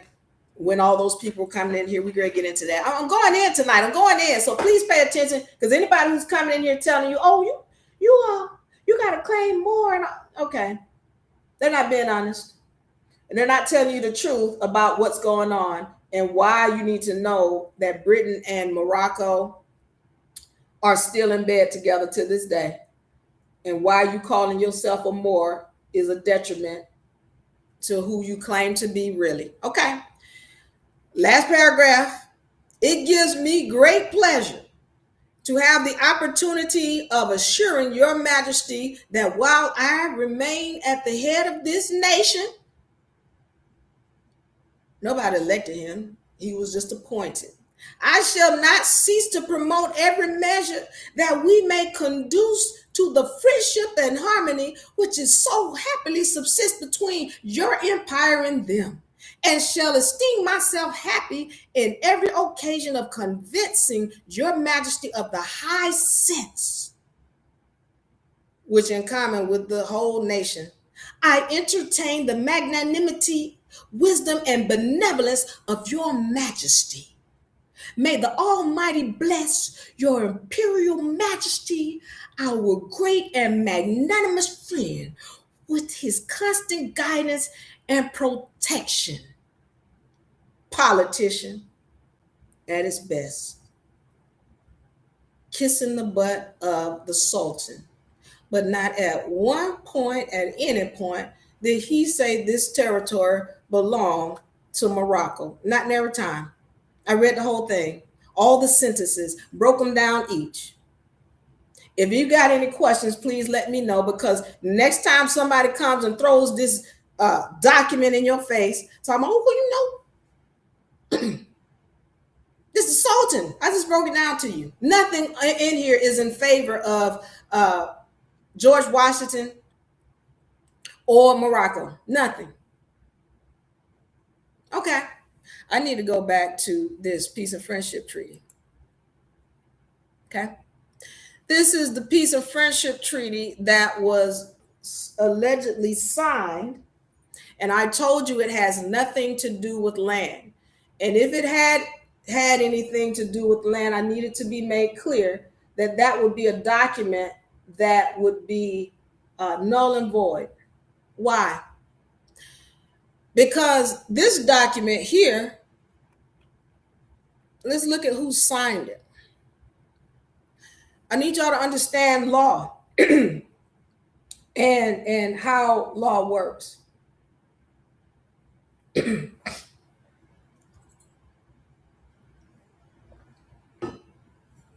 When we're talking about, I don't know what's going on with my voice. Hold on for a second.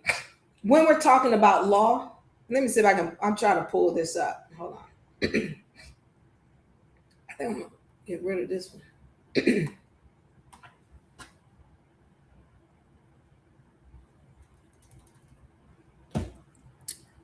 When we're talking about law, I need you to recognize that The only people who have a right to sign any contract concerning land are the people who are original to that land. I'm going to say this again. The only people who have a right to sign a contract concerning land are the people who are the original people of that land. Now, let's be clear. We've already shown treaties that had the names of the original people of the land. Look at the people who signed this treaty. John Adams, Thomas Jefferson. Those are not the original people of this land. Those are not the names of the original people of this land. Thomas Barclay. Those are not the original people of this land. Okay, I even want to pull up the Constitution of the United States of America.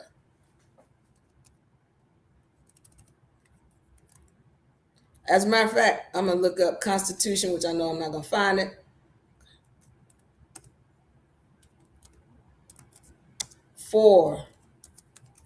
And some of y'all know what I'm talking about.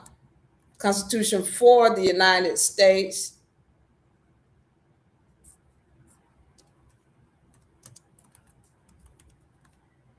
Let's see if I can find it.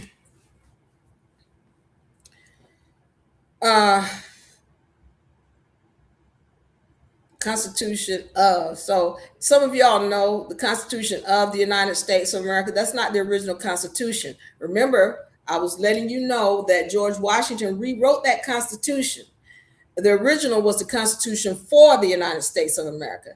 Now you have the Constitution of the United States of America, and that's fine. Let's pull this up and take a look at who signed it. I just want to know who signed this, because this document doesn't really deal with the land either. And if it does, I need you to understand it's null and void, for the simple fact that if the original people didn't sign this document,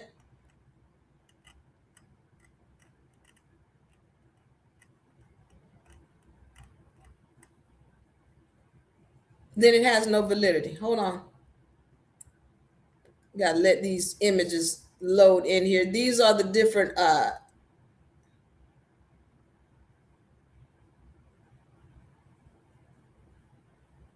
okay, let me go to the bottom. Let's see if I can get down here. Let's see. Who signed the document? Where are the signatures? Where are the signatures? Because this is a contract. This is an agreement.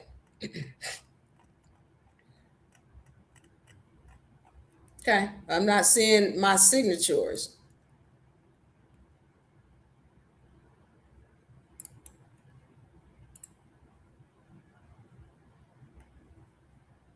All right, so they just got the first page in here.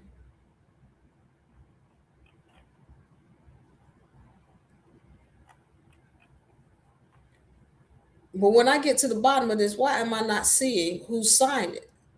This is a contract. Where are the signatures?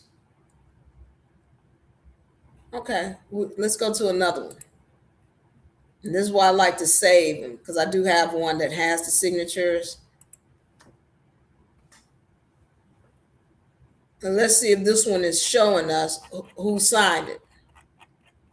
Are there any of the original people's names on this? Why not showing me? Y'all should be concerned. Here is a Constitution for the United States, or of the United States, supposedly, and there are no signatures. Where are the signatures? This is very important that because normally I keep a copy of this, and I don't feel like looking for it right now. But the fact that I'm online and I'm pulling down all of these, okay, let's look at the Declaration of Independence. Let's look at this. Who signed this? Because if the original people's names are not on this, and this doesn't deal with land either, but if it did, it'd be null and void. Who signed it? Hold on.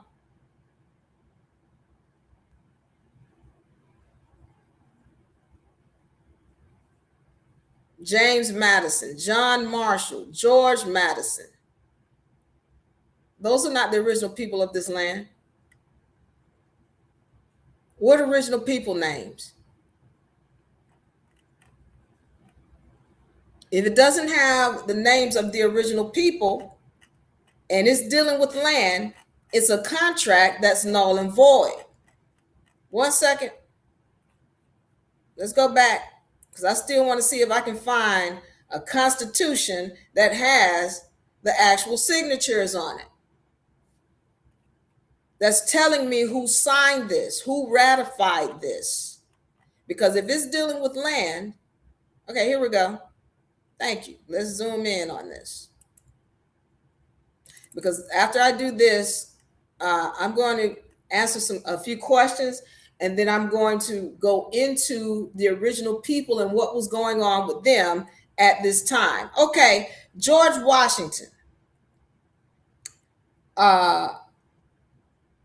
Langdon, Gorham from New Hampshire, and Johnson, Hamilton, Livingston.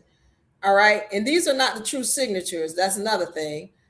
Nicholas, Gilman, King, Sherman, Patterson, Dayton, Mifflin, Clymer, Inners, Roll, Morris, June, Bassett, Jennifer, Dixon, Broome, McKinney. Where are the names of the original people of the land? Hold on.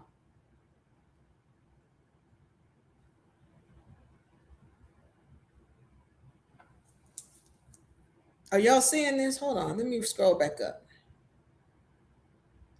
There's no original people's names on here. And once again, going back to this, who the original people? Again, if I go in here into treaties, all these treaties here, you can see, you can go into them and you can see the names of the people. There are 13 of them here. And this is just some of them. This is not all of the treaties that were made between Britain and the original people. But in these treaties, you can go and see the names of the people of these territories. And it's not no Johnson and Jackson and Jones. And no, look, hold on. Shawnee, Delaware, Mingos, Chippewas, Ottawas, Muncies. These are the original people of the land. And none of their names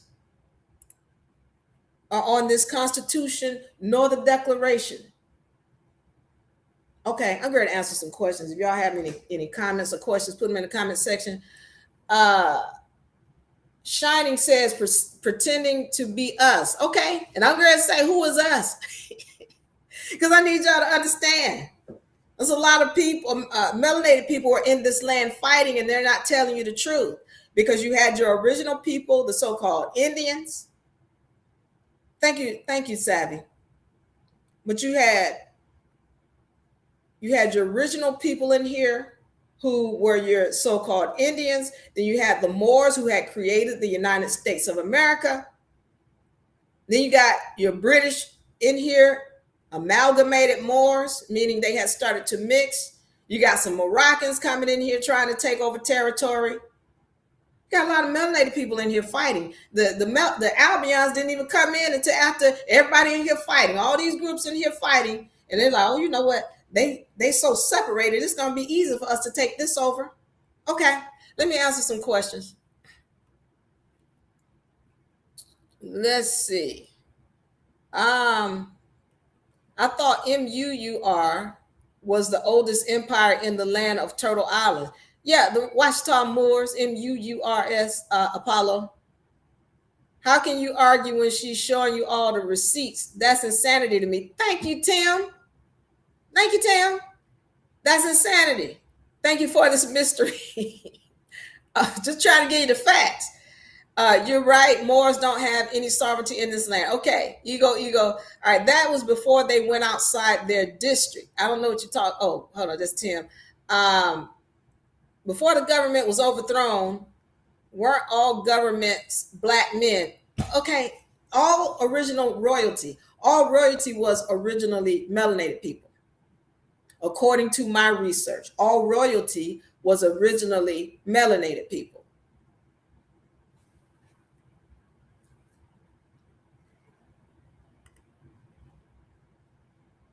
Okay, they ain't Moors over there.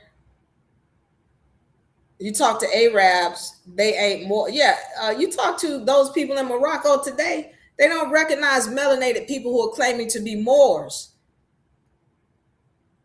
Um, Glad to have you here, Reflecto. All right, Noble says that was 13 colonies named first America. Then they wanted to get more lands, but you sound good. Okay, thank you, Noble. What was that treaty with Muhammad the Third Sultan? Okay, I think we went over the name of the Sultan. Give me 1 second. Thank you, Anisha. Glad to have you here. Corny says the best viewers sting. Okay.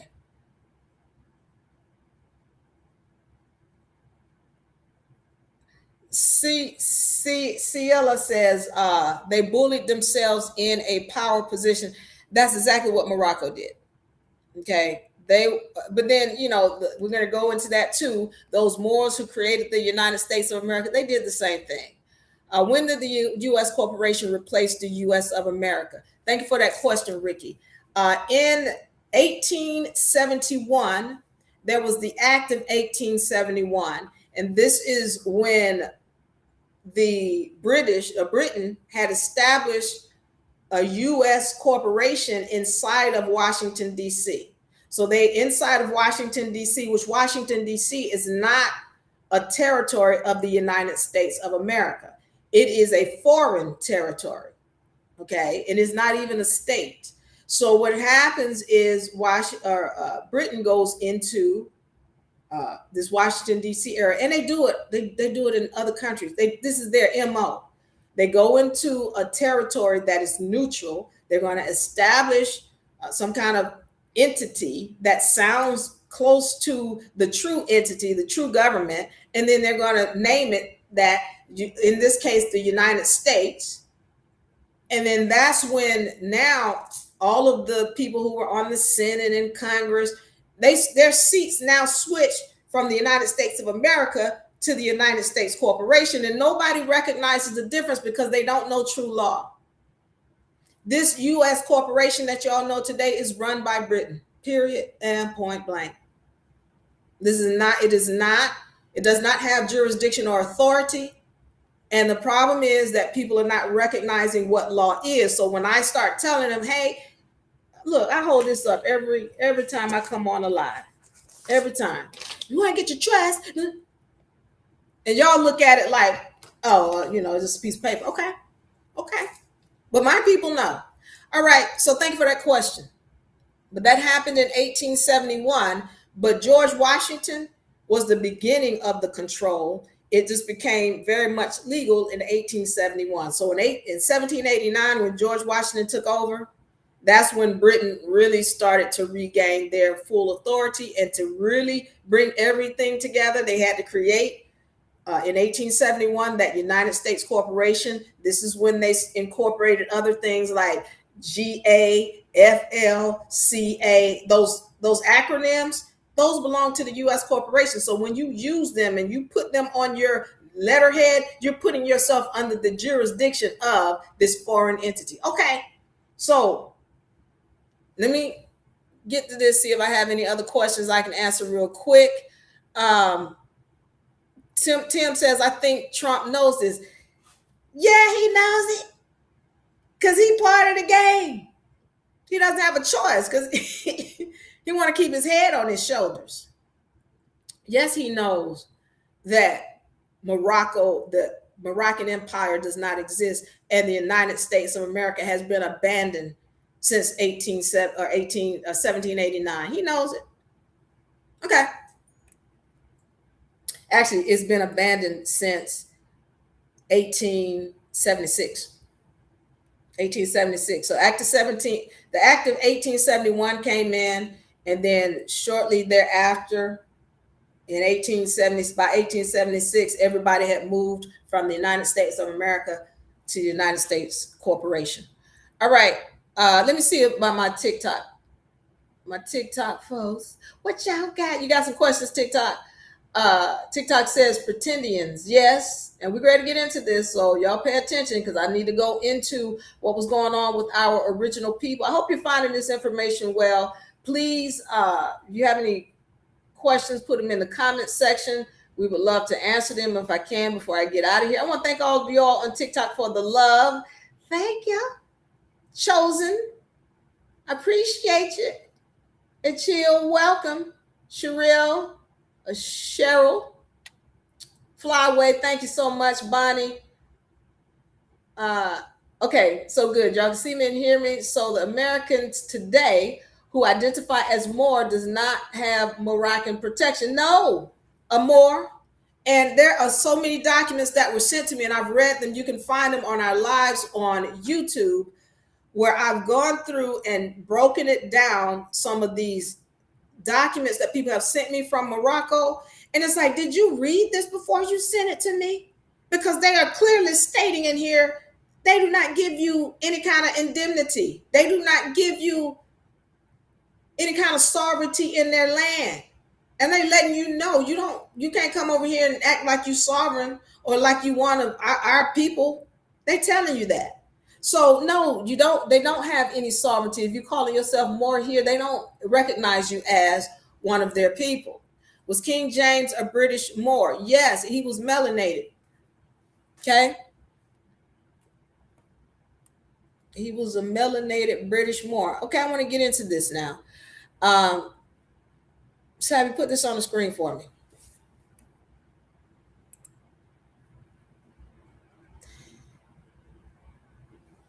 I want to go into what went on with the original people or the so-called Indians during this time whereby there's this revolutionary war. We're going to go from that point, because what I need you all to recognize is, yes, there were melanated Moors running the so-called Americas.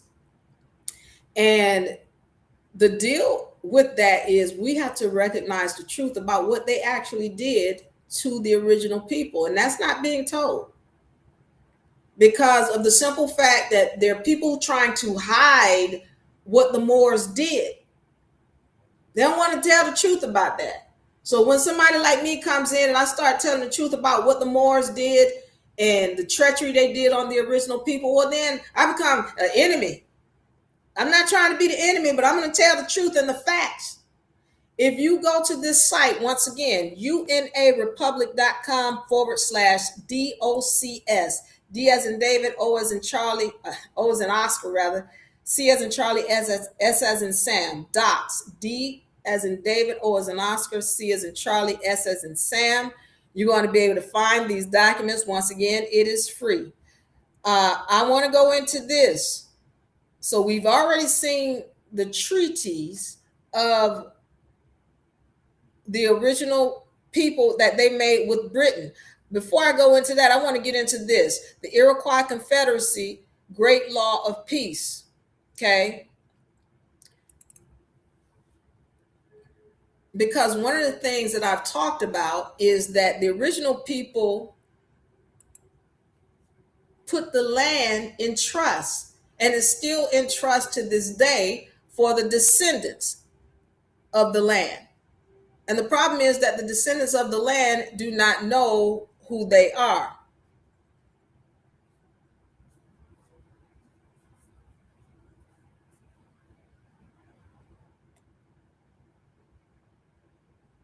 So I want to detail this right quick, because a lot of people are not recognizing this as well, who really owns the land. This is the Iroquois Confederacy, which is the oldest treaty of this land. And it talks about this land. In this treaty, it's also stating we claim ownership of our land. You will never see anything about a sultan or Morocco or Al Morocco or Mauritania, none of that. These people are saying this is our land, we've been here, but they're telling you what the laws are of the land. Let me zoom in so that everybody can see this as much as possible. I want to show you who this treaty says, and this is the oldest treaty, and this treaty governed clans as far south as what we know of as South America to as far north as Canada. The Constitution was based off of this peace and friendship treaty. Okay, now, the Constitution is based off of this Iroquois Confederacy. I keep saying peace and friendship treaty, but the Iroquois Confederacy is what the Constitution is based off of. Now, I want to go into who it's saying the land belongs to.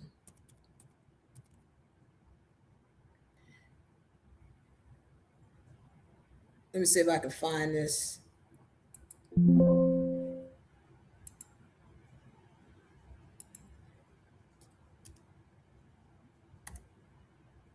Because what they did was they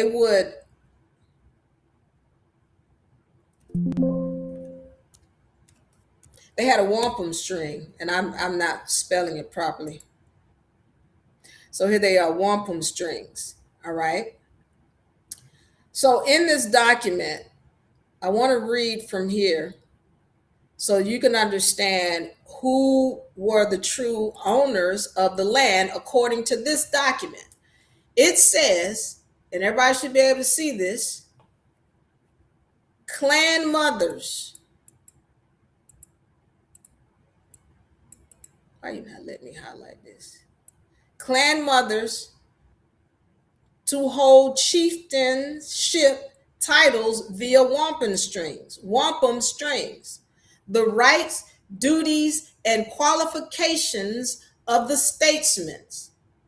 And this is called wampum number 17. So let's read here. It says a bunch of certain shell wampum strings, each 2 spans in length, shall be given to each of the female families in which the chieftainship titles are vested. Let me read that again for the people in the back of the room. A bunch of certain shell wampum strings, each 2 spans in length, shall be given to each of the female families in which the chieftainship titles are vested. The rights of bestowing the title shall be hereditary in the family of the females legally possessing the bunch of shell strings, and the strings shall be the token that the females of the family have the ownership to the chieftain titles for all time to come, forever, ever, and ever, ever, and ever, ever, subject to the certain restrictions mentioned here. Are we recognizing that it is the women who have full ownership forever, as said in this treaty that is still in effect to this day? Why do they want to tell you about, the Peace and Friendship Treaty, that's the oldest treaty and the oldest known treaty, when there is this treaty that is of the land, that's dealing with the land by the original people of the land? That is a valid contract that you should be standing on. They want you to call yourself Moor, because when you call yourself Moor, you don't have title to this contract. This is the real contract. Why didn't he tell you about this one, the Iroquois Confederacy, where it's telling you, it's the women who own. Women, that's why I keep telling you, you got to wake up. Tapping into your supernatural powers. This is why I keep telling you, you got to wake up, because you're the one who owns the land. Not the U.S., you. And you can't own the land when you calling yourself something other than the mothers of this land. You have to honor the mothers of this land. And this thing right here is telling you who legally owns it. I'm going to read it again for the people in the back of the room. Rights, duties, and qualifications of the statesmen. Clan mothers to hold chieftain titles via wampum string. A bunch of certain shells, wampum strings, Each 2 spans in length shall be given to each of the female families in which the chieftain titles are vested. Vested. I mean, it belongs to them. It's theirs. It's theirs. The right to bestow the title shall be hereditary. Family. Blood. In the family of female legally possessing the bunch of shell strings, and the strings shall be the token that the females of the family have the ownership of the chieftainship title for all time to come, subject to certain restrictions mentioned here. Okay, hold on. It says, and by the way, we put 2 of these here. I'm not a big fan of this one because it's putting in its own. You know, when ancestors speak, I don't want you putting in your ideas and thoughts. I really don't care for that, and that's what this thing does. So one of them is the doc, the DOC. The other one is the PDF. This is the doc, and I'm not the biggest fan of it. But it says the families mentioned here are political families called the clan. The women in possession of the chieftainship title wampum strings are clan mothers, like the rotinier chiefs of the clan mothers can be deposed if she does a serious wrong. Okay, I didn't ask you. I didn't ask you. I did. Okay. Anyway, it goes on and talks about other laws within this constitution, but you're understanding who owns it. Okay, so we have gone through that. If you have any questions, let me know. Now, with that being said, I need to get into this, what was going on with the original people at this time and how they were being stepped on. So we're going down here. Now we understand who owns it. It's the women, the mothers. So if you want to be claiming title to this land, then you better respect and honor the mothers of this land by taking their names. Speech right here. This is, you can come here and get a copy of the Confederate Indian Council letter of 1786. This is the original people writing to the so-called Continental Congress and the Moors who were running it. Now let's remember, they were really at war right here. The Continental Congress, they were going through a lot. And so they weren't going to answer many things. However, they had already done a lot of dirt to the original people. And this document tells it. Now, this document right here, I'm going to put both of them up if I can.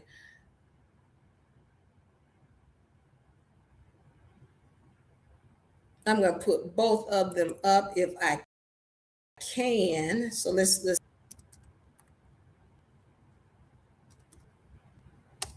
So once again, you can find us at unarepublic.com/docs. Okay. This is the original document that was translated and written on behalf of the original people. Okay. This is the original document, and you can, once again, you can get the images from our site. Okay. But I'm going to read it from here, because that document is hard to read, but I've had to I'm gonna zoom in here so that everybody can see it. Okay, so we're gonna read this. I'm not gonna read the whole thing as much as I would love to. You can get it from the site, but I do want to go into what was going on and how the United States had been mistreating the Indians. Those Moors that came in, they were mistreating them, and they went into putting them into slavery. Nobody wants to talk about that.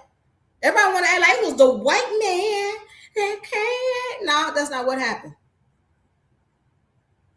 There were Moors that came in and degraded the status of the original people who were known as Indians and started calling them black and Negro and colored. Why would they do that? Well, because there's money involved.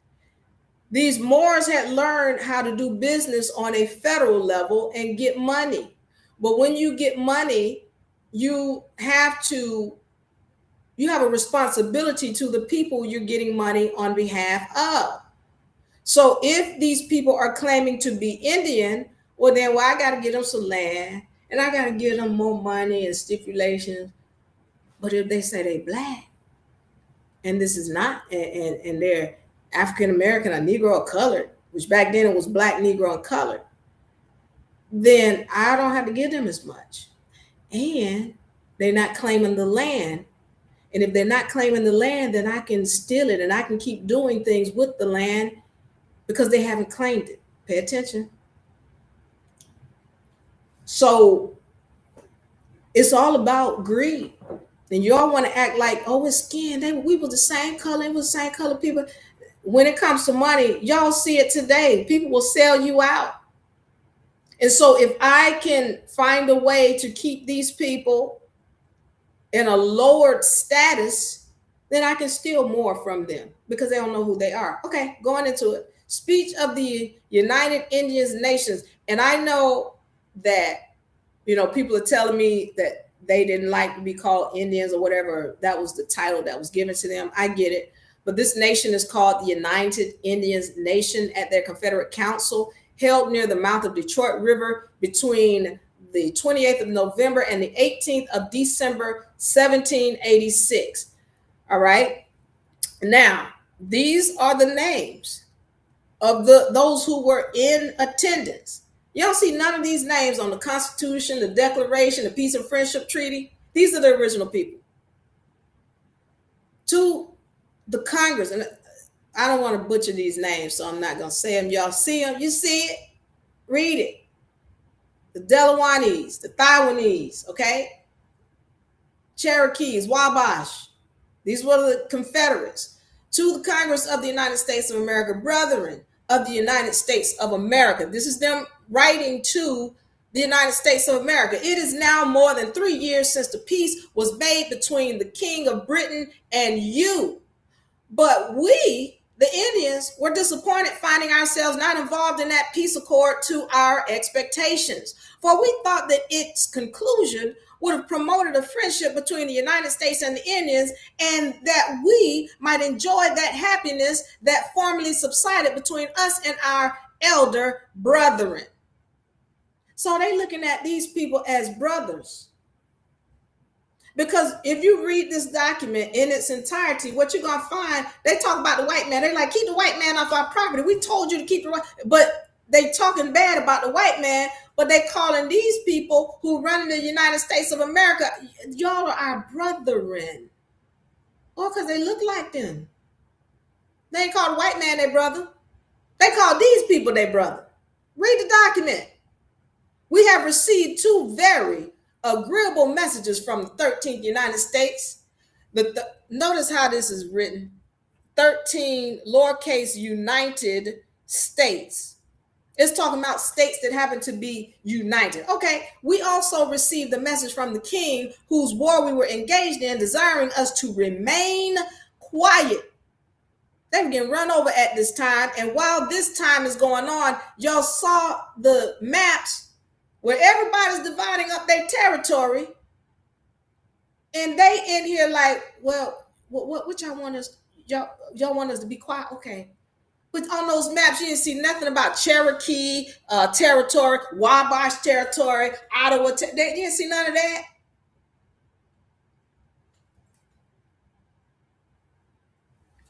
Everybody's running over them, including the Moors of the United States of America. And they like, y'all made a peace and friendship agreement, but y'all didn't even include us. We still getting stepped on. Can we get some help? During the time of the tranquility, we were deliberating the best method we could. We could form a lasting reconciliation with the 13 United States. And I want y'all to understand also that up here it's saying, we did have peace at one time. Now all of a sudden, y'all are mistreating us and doing all kind of dirty deeds to us. Okay? We reached out to you all, and you guys are ignoring us. We thought we was brethren. Okay. pleased. At the same time, we thought that we were entering upon a reconciliation and a friendship with a set of people born on the same continent with ourselves, certain that the quarrel between us was not of our own making. They try to say it wasn't between, because see, somebody else came in and then they tried to make us fight against each other. That wasn't us. And so we trying to get back to where we were cool before these other people came in. Okay. In the course of our councils, we imagine we hit upon an expedient that would promote a lasting peace between us. Now, once again, for those of y'all who are just coming in, this is a notice being that we're reading between Britain, excuse me, the so-called Indians and the United States of America. All right, and they're talking about how we tried to step in, but Britain told us to be quiet. Y'all told us to be quiet. Okay, brethren, we're still in the same opinion as to the means which we may tend to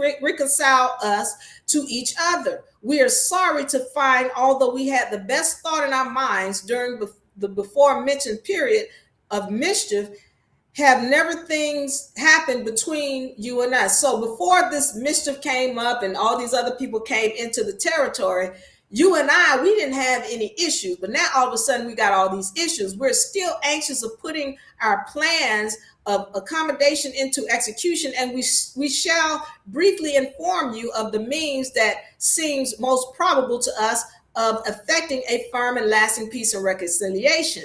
The first step towards which should, in our opinion, be that all treaties carried on the United States on our part should be with the general voice of the whole Confederacy and carried on in the most open manner without any restraint on either side. So what he's saying is that, listen, you all have come in and tried to divide the land up. We didn't agree to any of that. Y'all have made treaties and all this with the land, and we didn't agree to that. And especially as land matters are often the subject of our counsel with you, as a matter of the greater importance and general concern to us, in this case, we hold it indispensably necessary that any cession of our land should be made in the most public manner and by the united voice of the Confederacy, holding all parties' treaties as void and of no effect. So y'all remember the maps that I showed you. All these other countries are coming in here trying to divide up the territory when it's really their territory. And they telling you all these treaties y'all making, we didn't agree to that. I hope, is somebody listening? Is it, because this is the ancestors speaking right here. They are telling you what they had established for the land. And when you go and read those other 13 treaties, you get even more understanding about how they might give permission to, let's say, the United States, and then the United States will go and sell the territory to France, or they'll sell it to Spain, and then they'll go and tell these group of Indians, hey, don't do business with France and don't do business with Spain because they're trying to do this other dirty stuff. And then kind of find out they come back in the territory and France and Spain in there, and they're like, I thought y'all told us not to do business with them, but you did business with them. Treachery. Okay, I'm going on. Brethren, we think it's owing to you that the tranquility, which since the peace between us has not lasted, and that the essential goods has been followed by mischief and confusion, having managed everything respecting your own way. They said, look, it's your fault. We try to do everything. You just did whatever you wanted to do. You kindled your council fires where you thought proper without consulting us, at which you held separate treaties, and you have entirely neglected our plan of having a general conference with the different nations of the Confederacy. Had this happened, we have reason to believe everything would now have been settled between us in a most friendly manner. We did everything in our power at the Treaty of Fort Hanwicks to induce you to follow this plan, as our sole intentions were at the very time to promote peace and concord between us, and that we might look upon each other as friends, having given you no cause or provocation to be otherwise. Okay, this is the Indians talking to the United States. Brethren, notwithstanding the mischief that has happened We are still sincere in our wishes to have peace and tranquility established between us, earnestly hoping to find the same inclination in you. We wish, therefore, you would take it into consideration and let us speak to you in the manner we propose. Let us have a treaty with you early in the spring. Let us pursue reasonable steps. Let us meet halfway for our mutual convenience. We shall then bring in oblivion the misfortunes that have happened and meet each other on a footing of friendship. They are begging for friendship. They begging for communication. They saying, this is our land and y'all are being disrespectful. Now you should be understanding why they would degrade their status. They're trying to tell you, stop selling our stuff to France. Stop selling our stuff to these people. Stop selling out. We didn't give you permission to do that. But if we degrade their status and say, oh no, they just black, Negro, and colored, then federally, they can keep stepping. They can keep stepping on the people who don't know the difference between black, Negro, colored, and white, and Indian. Because you keep calling yourself something. This is when their land was stolen from them, the Indians. You see the date, 1786. This is when all of this stuff was being happening, and they created the United States of America. And the Indians at that time, they weren't trying to be a part of the United States of America because it's their land. They were above that. The United States of America is nothing more than a corporation. But the Indians got tricked because they wanted to be a part of the United States because they want to vote. Originally, they couldn't vote. And they was like, well, you leaving us out.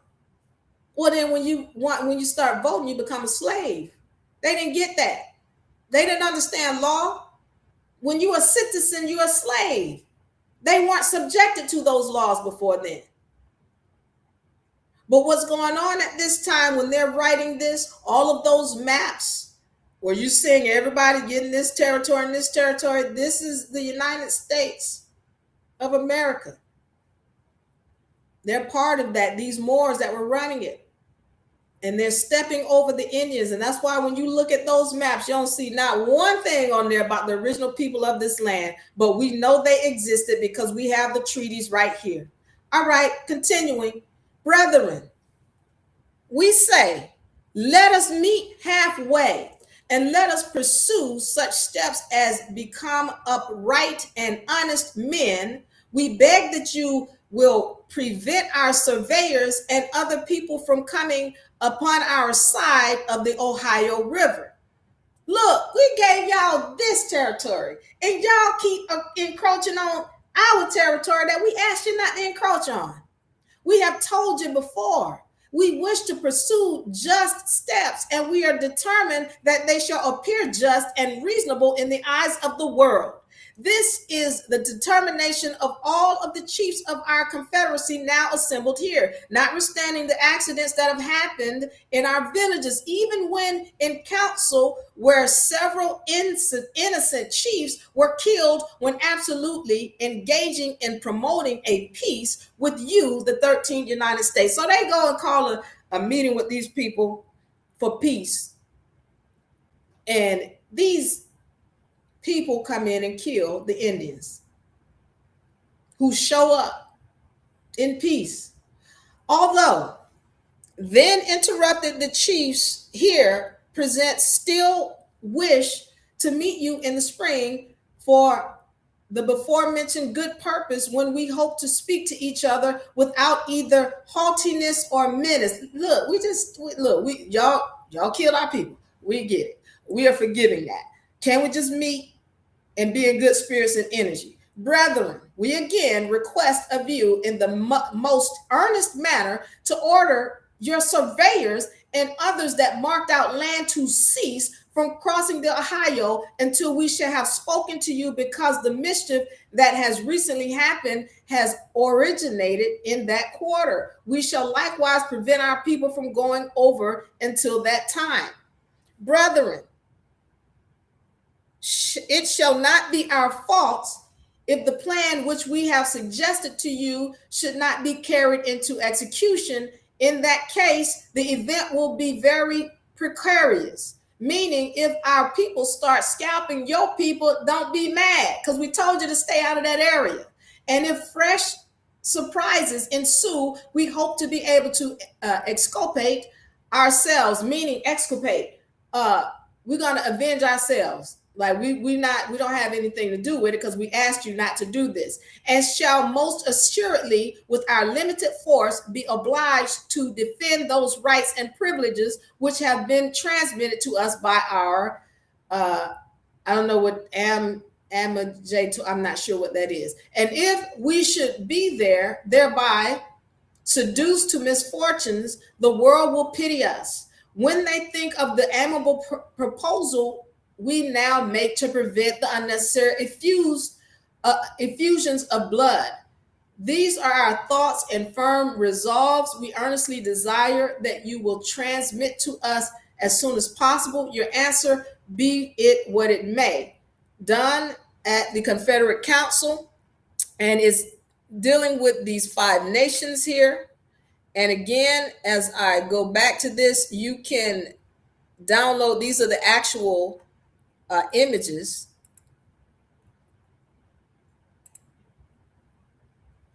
Here that you can get, and you can read it in the actual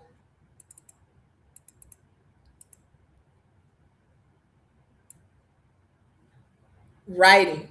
Okay, so now you're understanding and recognizing. Thank you, Savvy.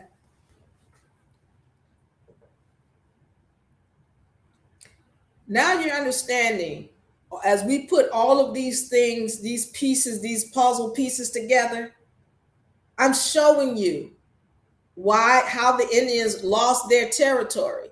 And again, I encourage you to pull down those 13 documents so that you can take a look for yourself and you can hear the ancestors speak, so that it's not somebody giving you their opinion. The original people were stepped on by the Moors who were running the United States of America, and then the Moors who were running the United States of America, they got overrun. But before they were overrun, they overran the original people of the land.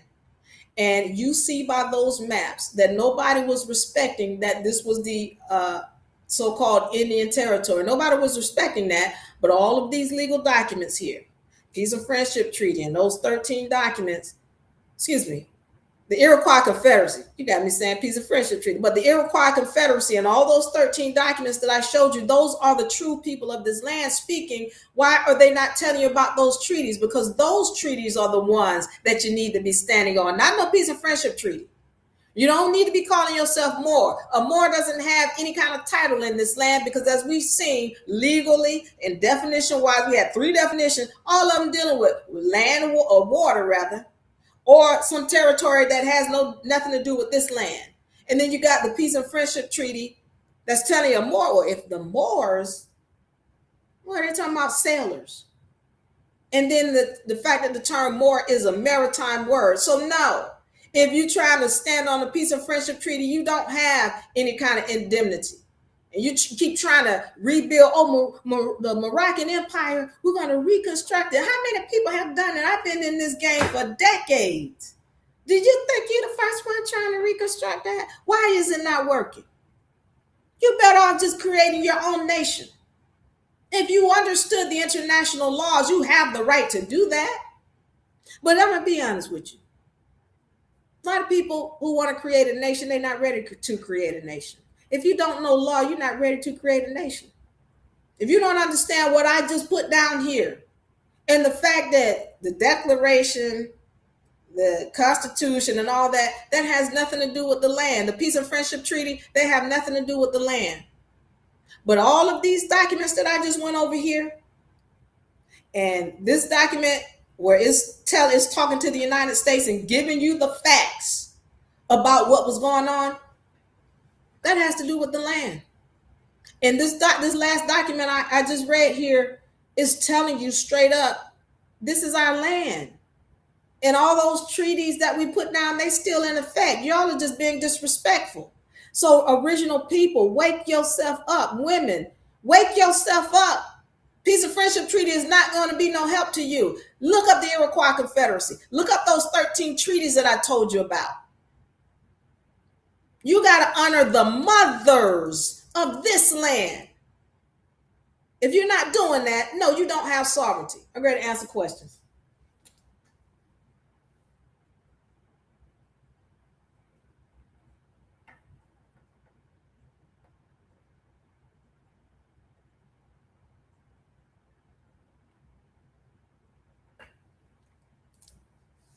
Ginger says, thank you. Ginger, thank you. Hold on. Let me find it. Ginger says, Diva, thank you for the courage to study, research, and introduce this info and laws. Your lectures are what's needed to get the original people in order. You are a civil return. Thank you, Ginger. I appreciate the love. All right. We got to wake up. It's time to wake up.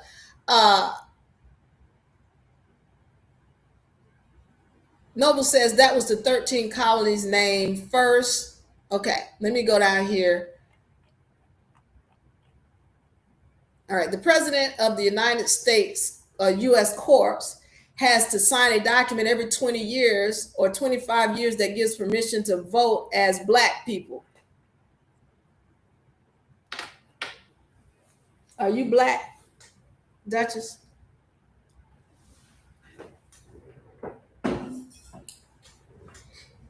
Because my people know better than to call themselves Black.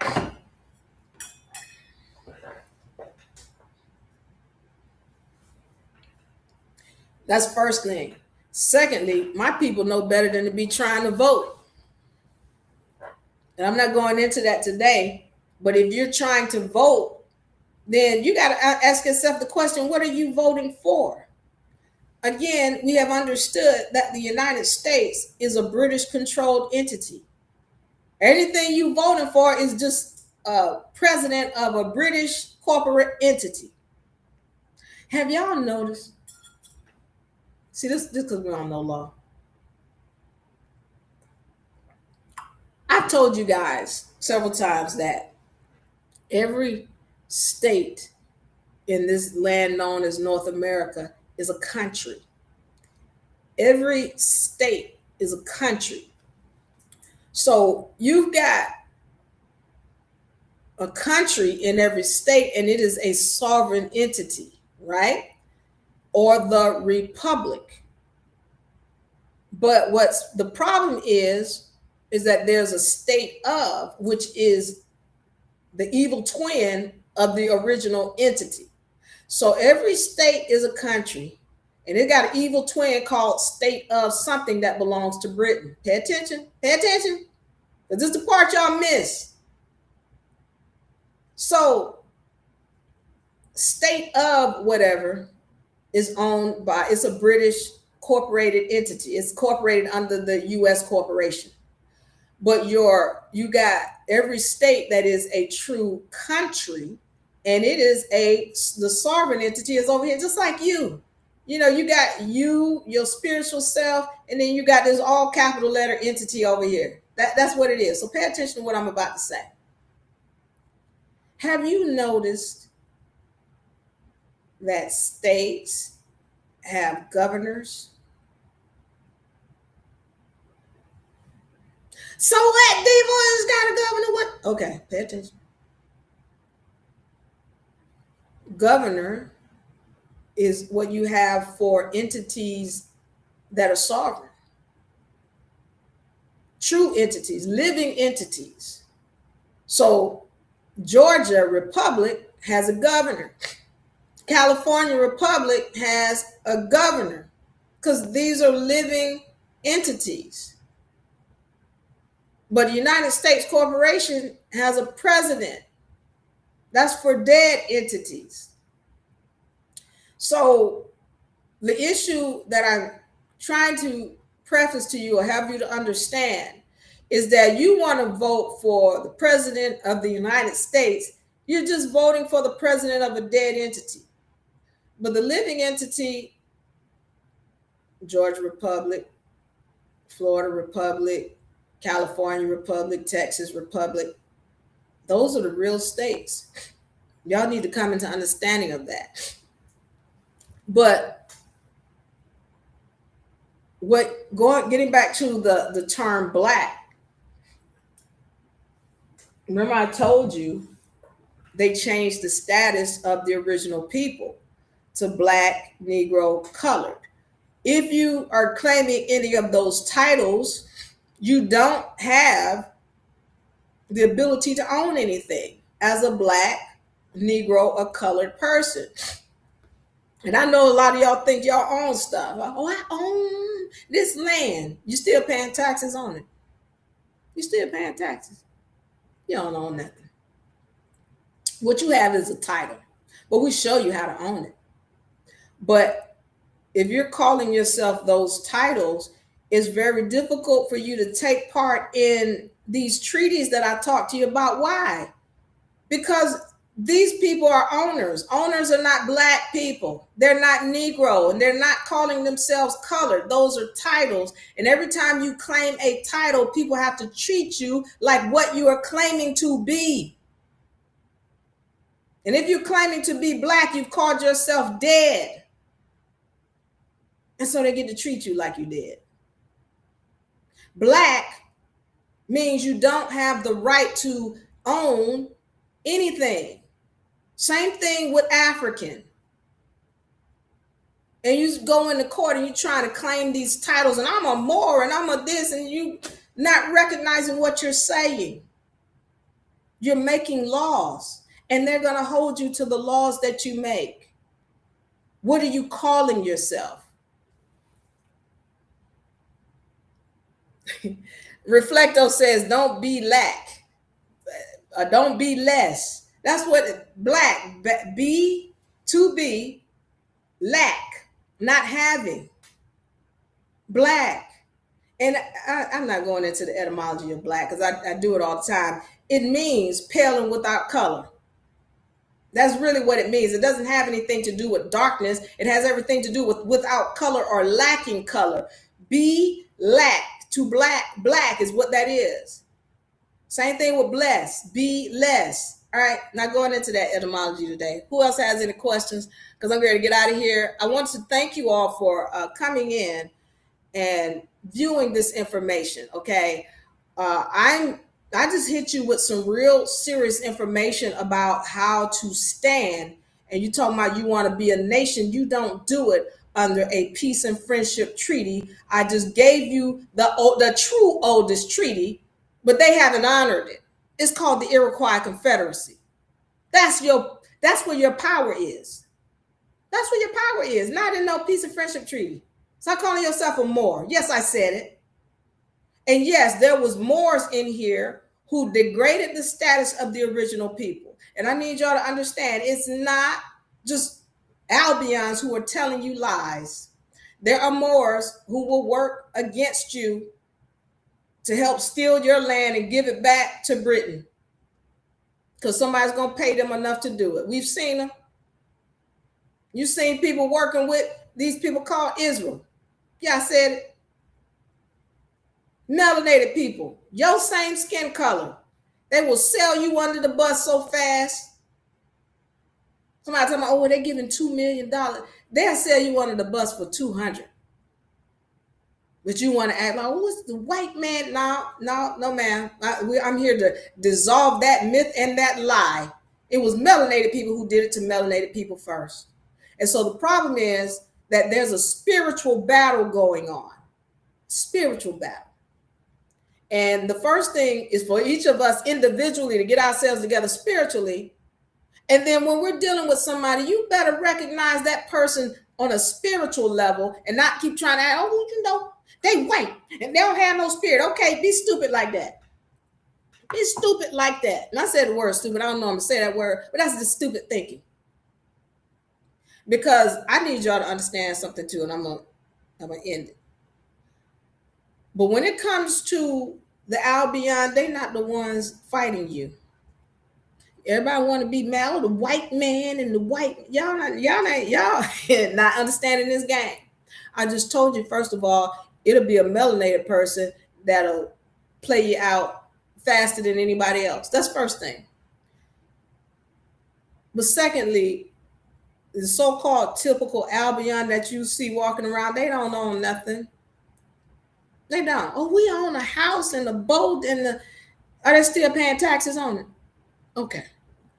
They don't own it. And what happens is there are those who control everything, and they put these light-skinned people in a place to keep us battling so that you never look at them. Well, who are they, Diva? Well, right now, they take on the term orange juice. Y'all know what I'm talking about? Y'all know who I'm talking about.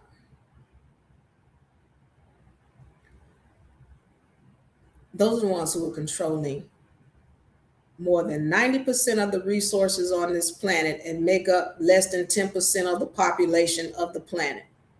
But you mad at these light-skinned Albions because they won. Look, that's not your. Those are not the people who you need to be fighting.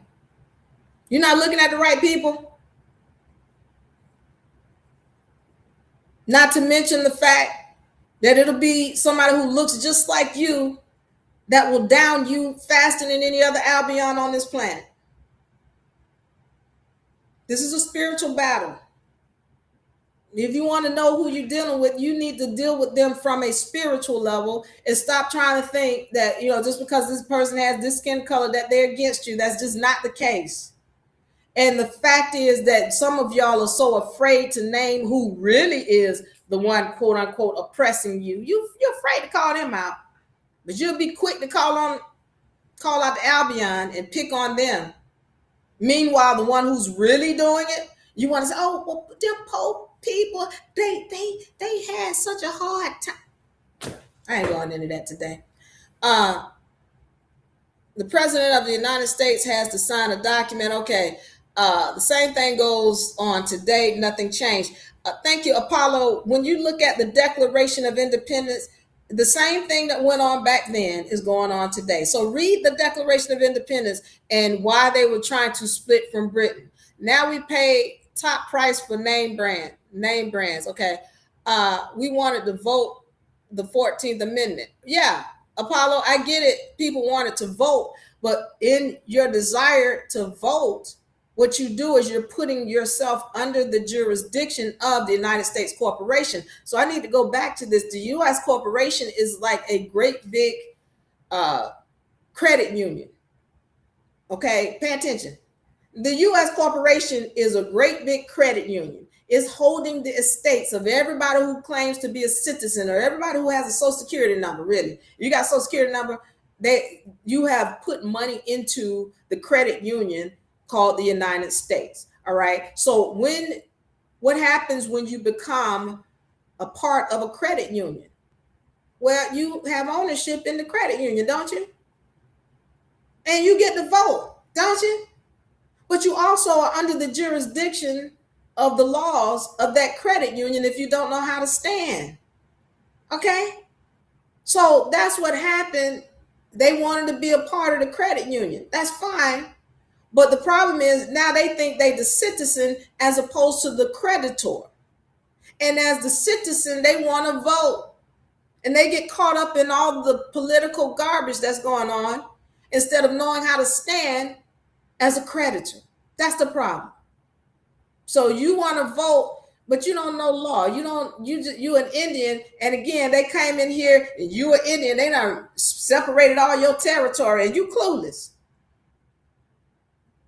You clueless about what law is and what they've done and how to protect yourself and how to stand. I'm telling you how to stand. Indian, original people, time to wake up. Peace and friendship treaty is not your friend. Look at the Iroquois Confederacy. That's the oldest treaty. Iroquois Confederacy. Look at all those other treaties that came long before 1777. That's who you want to be leaning on. You want to be respecting the mothers of this land. Let me get up out of here. Let me see. Get away with it. Steal this day name brand. Let me see. Diva, thank you. I want to thank everybody for coming in. Thank you for staying with me and hanging out. Queen of Truth, welcome. Thank you so much for the love. Those Indians was the original Moors of Turtle Island. Yes, Apollo. Absolutely. This is the original. Originally, there were no Cherokees because Cherokee was a given name. There's two groups, is the true name of the Cherokee. Okay, Reggie. But again, if you look at those treaties, it'll break down some of those before the Cherokees. Powers reclassified as Slav, and slaves. Okay. Again, a lot of the original people were reclassified. Their names were either taken away or renamed so that it looks like one of the Moor names. She's part of the secret agent trying to keep us asleep.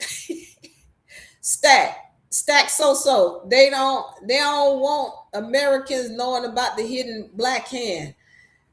I think I just gave everybody here enough so that you can go and research for yourself. Slack, we know Slack probably has a 2-paragraph maximum that he'll read because this person doesn't even write well enough to look like they read. So Stack, let me help you out. You know, I'm an agent of the universe to come and give you what the facts are so that you can grow up and wake up.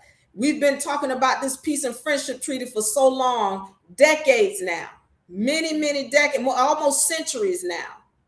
And you are still in the same position because you, as the original people, have not awakened. You're trying to be something that somebody told you, and you're not even recognized that the people who are telling you to take on this title are working with those people who are trying to oppress you in the first place. And if you keep doing it, you're just going to keep going into circles. I've given you the Iroquois Confederacy. I've shown you the treaties that you need to look up and stand on. We are clear about who owns the land to this day. And we've also recognized that these Indians, these original people, they never gave up title to their land. And they stayed fighting.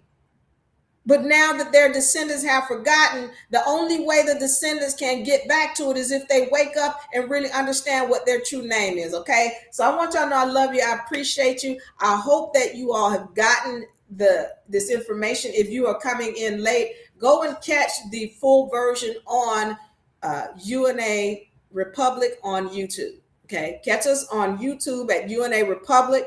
And we're going to see you guys next Friday. Okay. I want y'all to know I really do love you. I appreciate you. It's time for us to wake up. It's time for us to wake up. Let's go. And so we can move into our nation. Do what we need to do. I want y'all to know I love you. I'm out. Diva. Bye-bye. See you next week. Give me a hug.